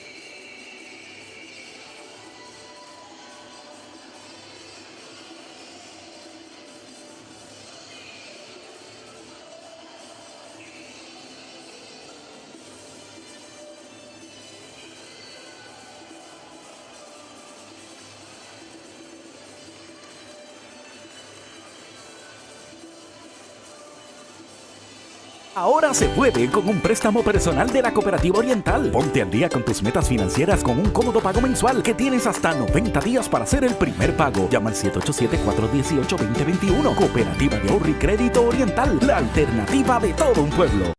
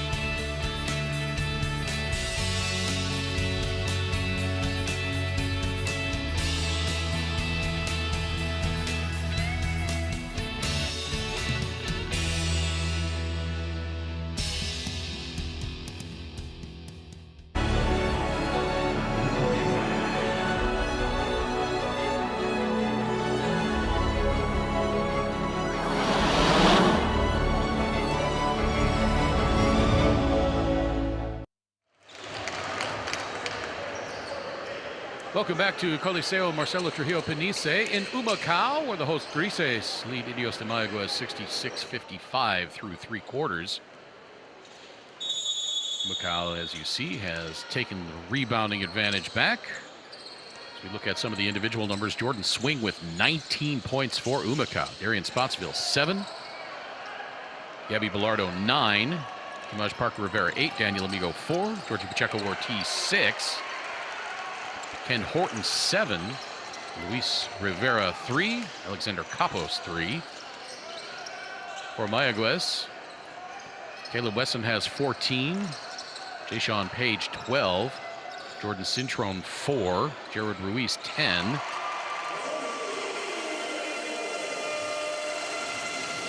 as Georgie Pacheco-Ortiz scores to make it back to a 14-point advantage.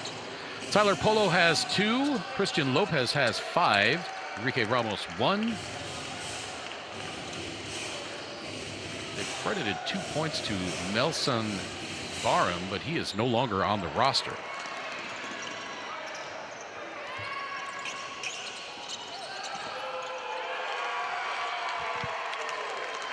And you know, Craig, these next 3 to 4 minutes here are going to be critical. You're up 12 at this moment. Can you build this lead into 16 or 18 points, or do you allow Mayagüez to come back in? So the next 3 or 4 minutes for me are going to decide what kind of game we're going to have throughout the last few minutes here.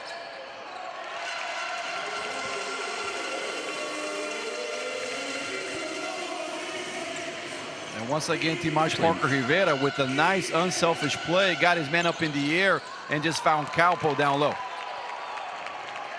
And now a three-pointer at the other end by Jared Ortiz. That's Marcus Barham, who had not been on the roster prior to tonight's game, as Timaj Parker Rivera fouled. Good job by Timaj, going strong with it. You can see right there, he going with all he had. So the defensive man had no options to kind of bump him, and the referee called the foul. So once again, we just seen the package throughout the well-rounded game from Timaj. You know, able to do it on the defensive end, on the offensive end, either getting his shots up or finding the open man.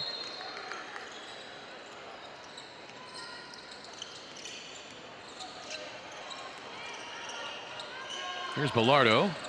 8:05 to play. Lead down to 11. Capos. Out to Georgie Pacheco-Ortiz. Puts the brakes on and misses. Humacao gets it back. 3-on-2. Timaj Parker Rivera up strong. Off the glass and in. And he wanted the foul. He's telling the referee, how much more pushing do you need to be able to blow that whistle? Great job going middle. The door was closed. Spinned all the way to his opposite side and finished with the left. 3 on the way from Christian Lopez. That is straight through. And it's down to 10. Once again, crucial next 2 to 3 minutes here to what kind of finish are we going to have to this ball game.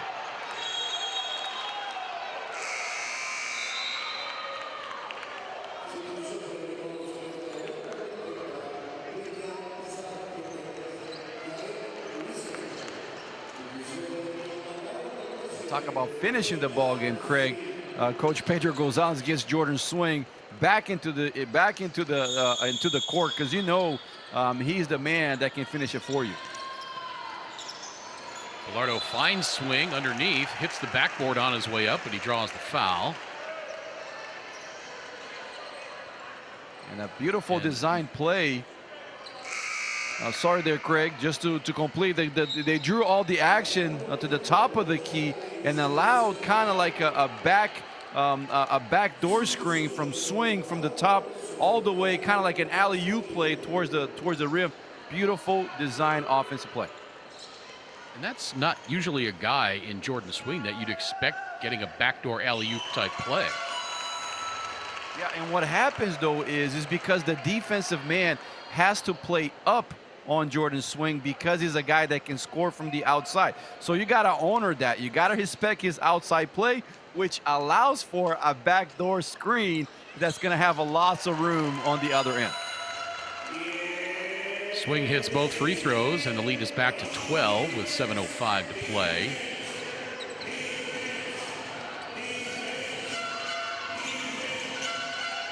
Here comes Pizarro to the glass, Swing the rebound. Swing to Bilardo. He's hounded by Lopez. Oh, little put the reverse move on, then go back forward. Nice, nifty move by Gabby Bilardo. Hesitation, said, I'm not going. Oh, all of a sudden I am going. This left his man up in the dirt. Beautiful play by Gabriel Bilardo.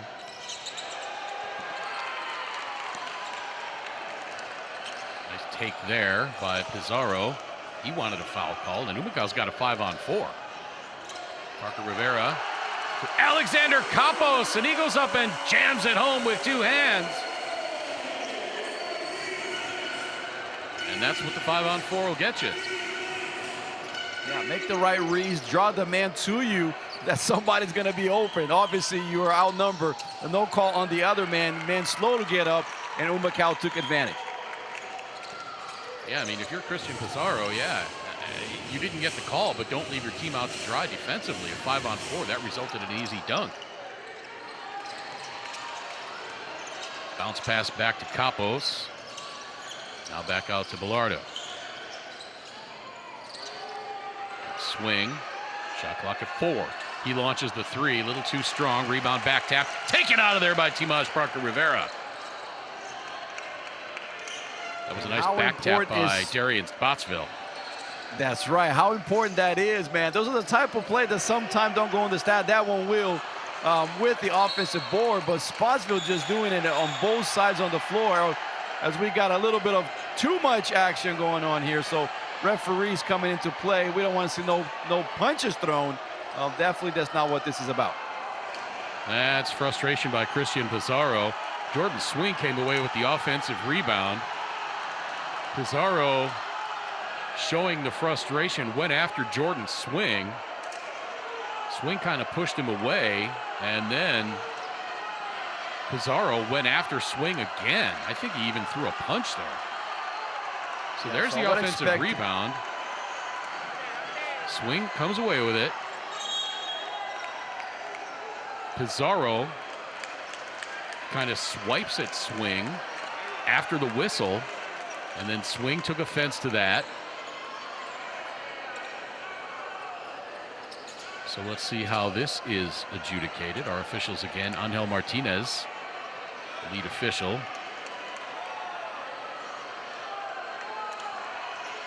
Yeah, good job. You see Angel right away when that started. He jumped into it right away, got guys into, make sure nothing happened, threw guys into both sides, got them away from each other. And now what you want to do is you want to calm things down. Calm things down, tell each team to go to their corner like they did.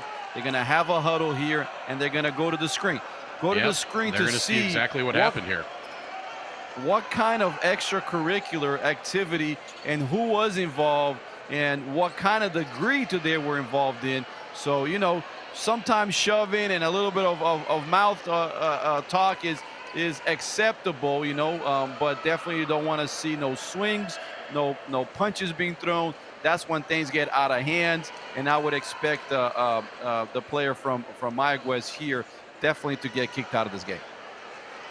And I was going to say the same thing, Victor. I'm not just trying to be a homer for Humacao here, but after Angel Martinez jumped in and everybody started to separate, Christian Pizarro went back after Jordan Swing, and I think I saw him throw a punch. Yeah. Before people got in between them again. And I think they're going to see that on the replay here.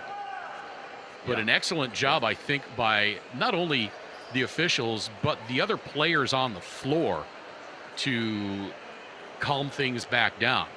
Clearly, Christian Pizarro was very hot, and this could have escalated had the players on the floor lost control. The benches did a great job staying on the bench, and it came down to the players on the floor and the officials breaking it up, and they did an excellent job doing that. And now let's see what Angel Martinez and his crew decides as far as Christian Pizarro and Jordan Swing. And if you're Pizarro, this is absolutely unexcusable. This is a contact game. Frustrations can get the best out of you, but don't put yourself in that situation to hurt your team. Give Humacao a couple of free throws, possession of the ball, as well as get kicked out of this game. And really, if it escalates, then you got more guys involved. More guys are kicked out, and there's suspensions after that. So you don't want to do that. You want to keep your emotions in check. Don't do that. That is a situation where, at this level is unexcusable. You as a professional player do not want to put yourself in that position. Jordan Swing, meanwhile, 21 points. to go along with 5 rebounds. He's 8 of 11 from the floor. And if you are Pedro Gonzalez here, or if you're Christian Dalmau for Mayagüez, what are you telling your team as far as, are you talking X's and O's right now, or are you just trying to calm emotions down still? Yeah, obviously the emotions It there. looked like it looked like Pedro was drawing up something on his whiteboard, but everybody from Mayagüez are standing around waiting to see what the officials decide. So they weren't talking X's and O's. They are looking at what's going to happen following this review. Yeah, Craig, because what happens is at this level, you don't coach effort and you also don't coach emotional control. Those are things that are already expected out of you. You are ready to come out and play the hardest you can. You can play with passion, but definitely you don't want to do anything that will hurt your team. So really, you're coaching the technique, because those things, like we said, emotional control and effort are things that are expected. So Angel Martinez explaining things to Pedro Gonzalez and Christian Dalmau.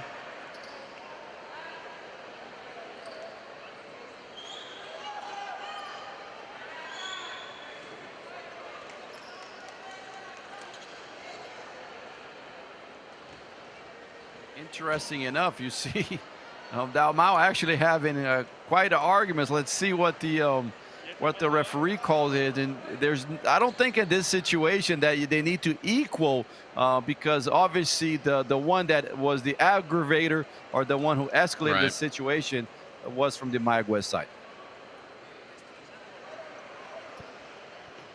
Angel Martinez making sure everyone's on the same page.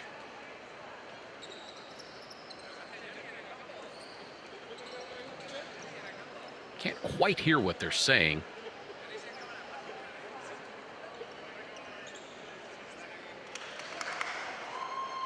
But it does not appear that Christian Dalmau is entirely satisfied with the explanation. So we will get the announcements in just a moment as to what the penalties will be.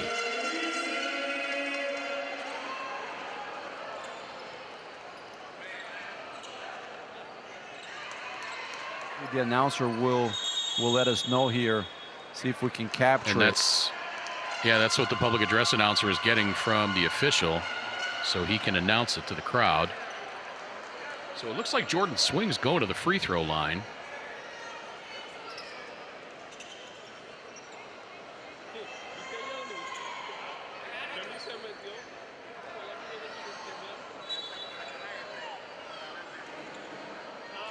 And again, you know me, Victor, the last thing I'm ever going to be is a homer. I'm not going to take the side of the team I'm working for if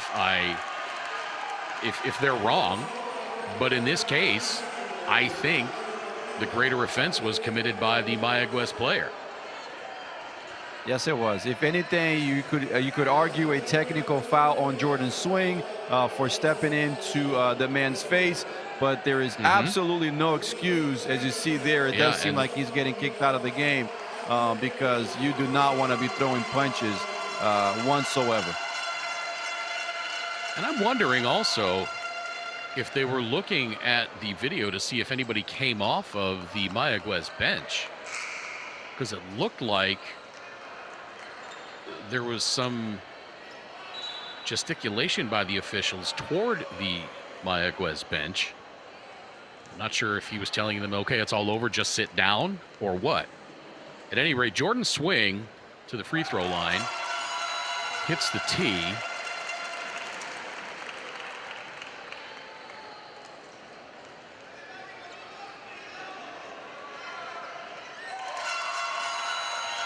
He's got both free throws.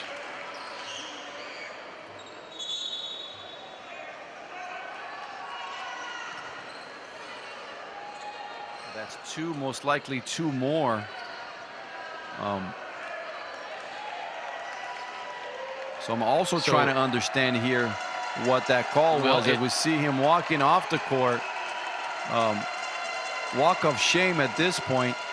So let's see what Jordan Swing will do by shooting the third and fourth free throw, because he was not in the act of shooting when the foul was committed. So if there was a player expelled in this situation, anyhow, we didn't get clear signals, and obviously could not hear. Go ahead, Greg. Looking at the feed on the website, so Pizarro got called for the foul after the offensive rebound by Swing. Christian Lopez then got assessed an unsportsmanlike, and then Pizarro was given the technical. So Okay. the technical is what disqualified him for throwing the punch. So that's where the 4 free throws came from. That makes sense. Okay, so it's 2 plus 2, obviously, on the technical foul and the sportsmanlike conduct. So okay, that makes sense now. And good call by the referee. You know, being able to step into the play, calming things down, and making the right call. Shot blocked. I think that was Capos that blocked it from behind. And any momentum that Mayagüez might have been building has gone by the wayside. Oh, that was Swing that got it.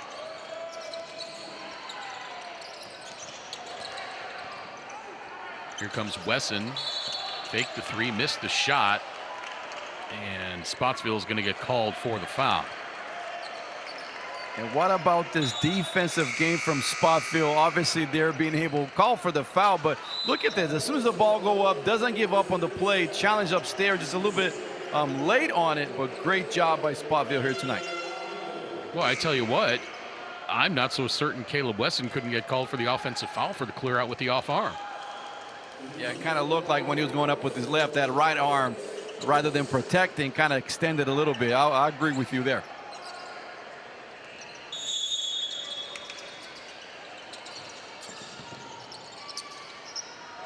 A 10-4 run to open this fourth quarter for Humacao. 4 of those on free throws by Jordan Swing, following the fouls by Pizarro and Lopez. Gallardo trying to shake the defender, loses the ball, and it'll be Mayagüez ball.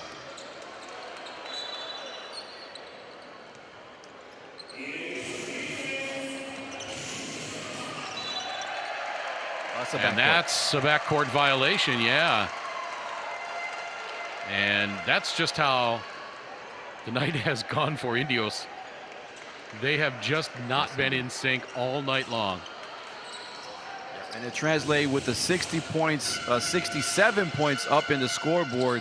To your point, really does sum up what kind of night has been for them. Oh, the beautiful find by Gabby Villardo. He gets Jordan Swing on the cut, and he converts the easy layup. And it's an 18-point lead now. Back down to 16 following the tip-in by Jordan Cintrone. And if you're 3:30 to go, up 16, you really want to waste as much as shot clock as possible now, and get this game done with. Yeah, no doubt that Humacao will not be in any hurry to get into an offensive set. Swing, left-hand layup won't go. Swing with 25 points on the night. 3 misses. Rebound to Jared Ruiz. That 3 misses. I believe that was Dwight Bikes.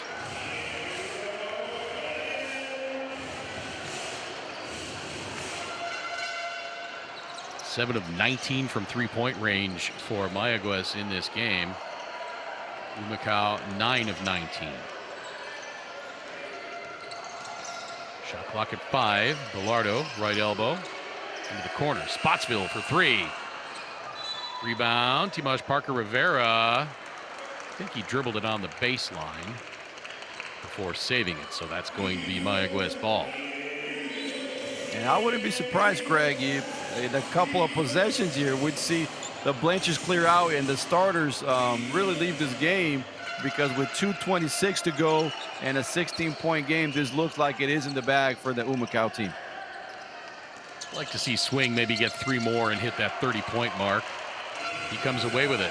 Player down for Mayagüez, so it's a 5-on-4. Swing takes it himself. Left-hand layup is good. He's got 29. What a great, just so biggest smooth. Of the game. He looks like the smooth operator out there, you know, just kind of nonchalant, taking the ball into the rim. Nobody stopped him. He's like, okay, guys, I got enough points already if you haven't scouted my game, but I'll take these 2 more. Swing with 29 now. That's about half of your career high, I think. Swing for 3. Yes! Jordan Swing now with 32 points.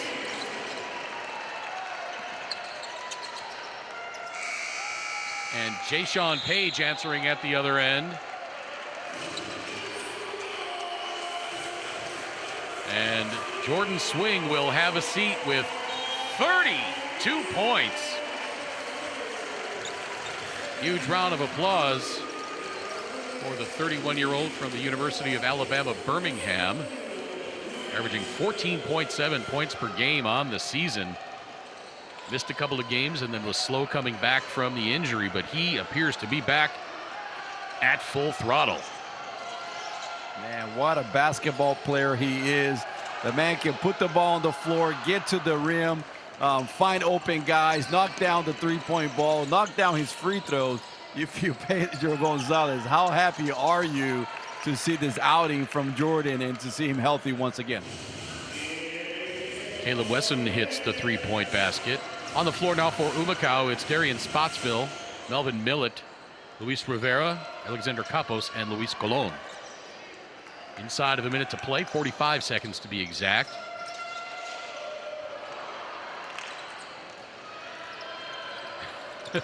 And Luis Rivera, I think, tried to get a little cute with that one with the scoop and throwing it high up off the glass. Of course, it won't matter in the big scheme of things, but I'm sure he wanted the 2 points. Jordan Cintron, meanwhile, scores at the other end and draws the foul.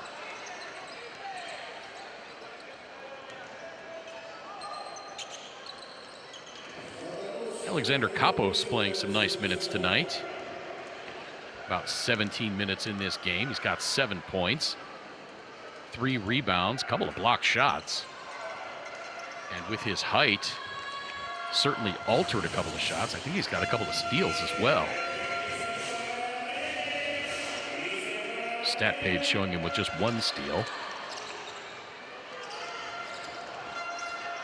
But he's been active on defense as usual. Colon out to Millet. His baseline jumper misses. We're at 5 seconds. Last 3 on the way, misses. And this one will come to an end. Humacao, the big win over Indios de Mayagüez, 90-76.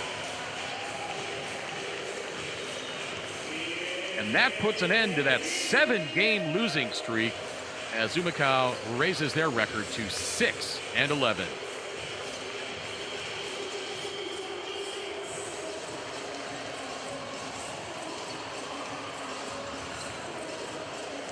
Let's take a look at some of the final numbers on this one. For Humacao, Darian Spotsville, 7 points, 5 rebounds, but played outstanding defense on Dwight Bikes. Jordan Swing, 32 points in 29 minutes and 10 seconds. Swing 11 of 16 from the floor. He also had 6 rebounds and 3 steals. Gabby Bilardo, 11 points. He had 9 assists. Timaj Parker Rivera, 10 points, 4 assists. Daniel Amigo, 4 points, 5 rebounds. Georgie Pacheco Ortiz, 9 points, 3 assists. Ken Horton, 7 points, 4 rebounds. Luis Rivera, 3 points. Alexander Capos, 7 points, 4 rebounds, and 2 assists. Nathaniel Butler played but did not score. Melvin Millet played but did not score. And Luis Colon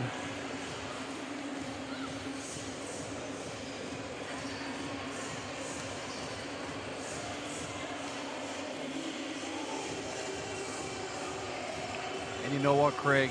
I think it's really important also that we point out for the coaching staff, you know, They came out with the game plan that they wanted to put a more solid defensive team out there, and that translated. You see a more tight rotation, guys that had a more of a defensive presence. So good job by the coaching staff in making this adjustment and really putting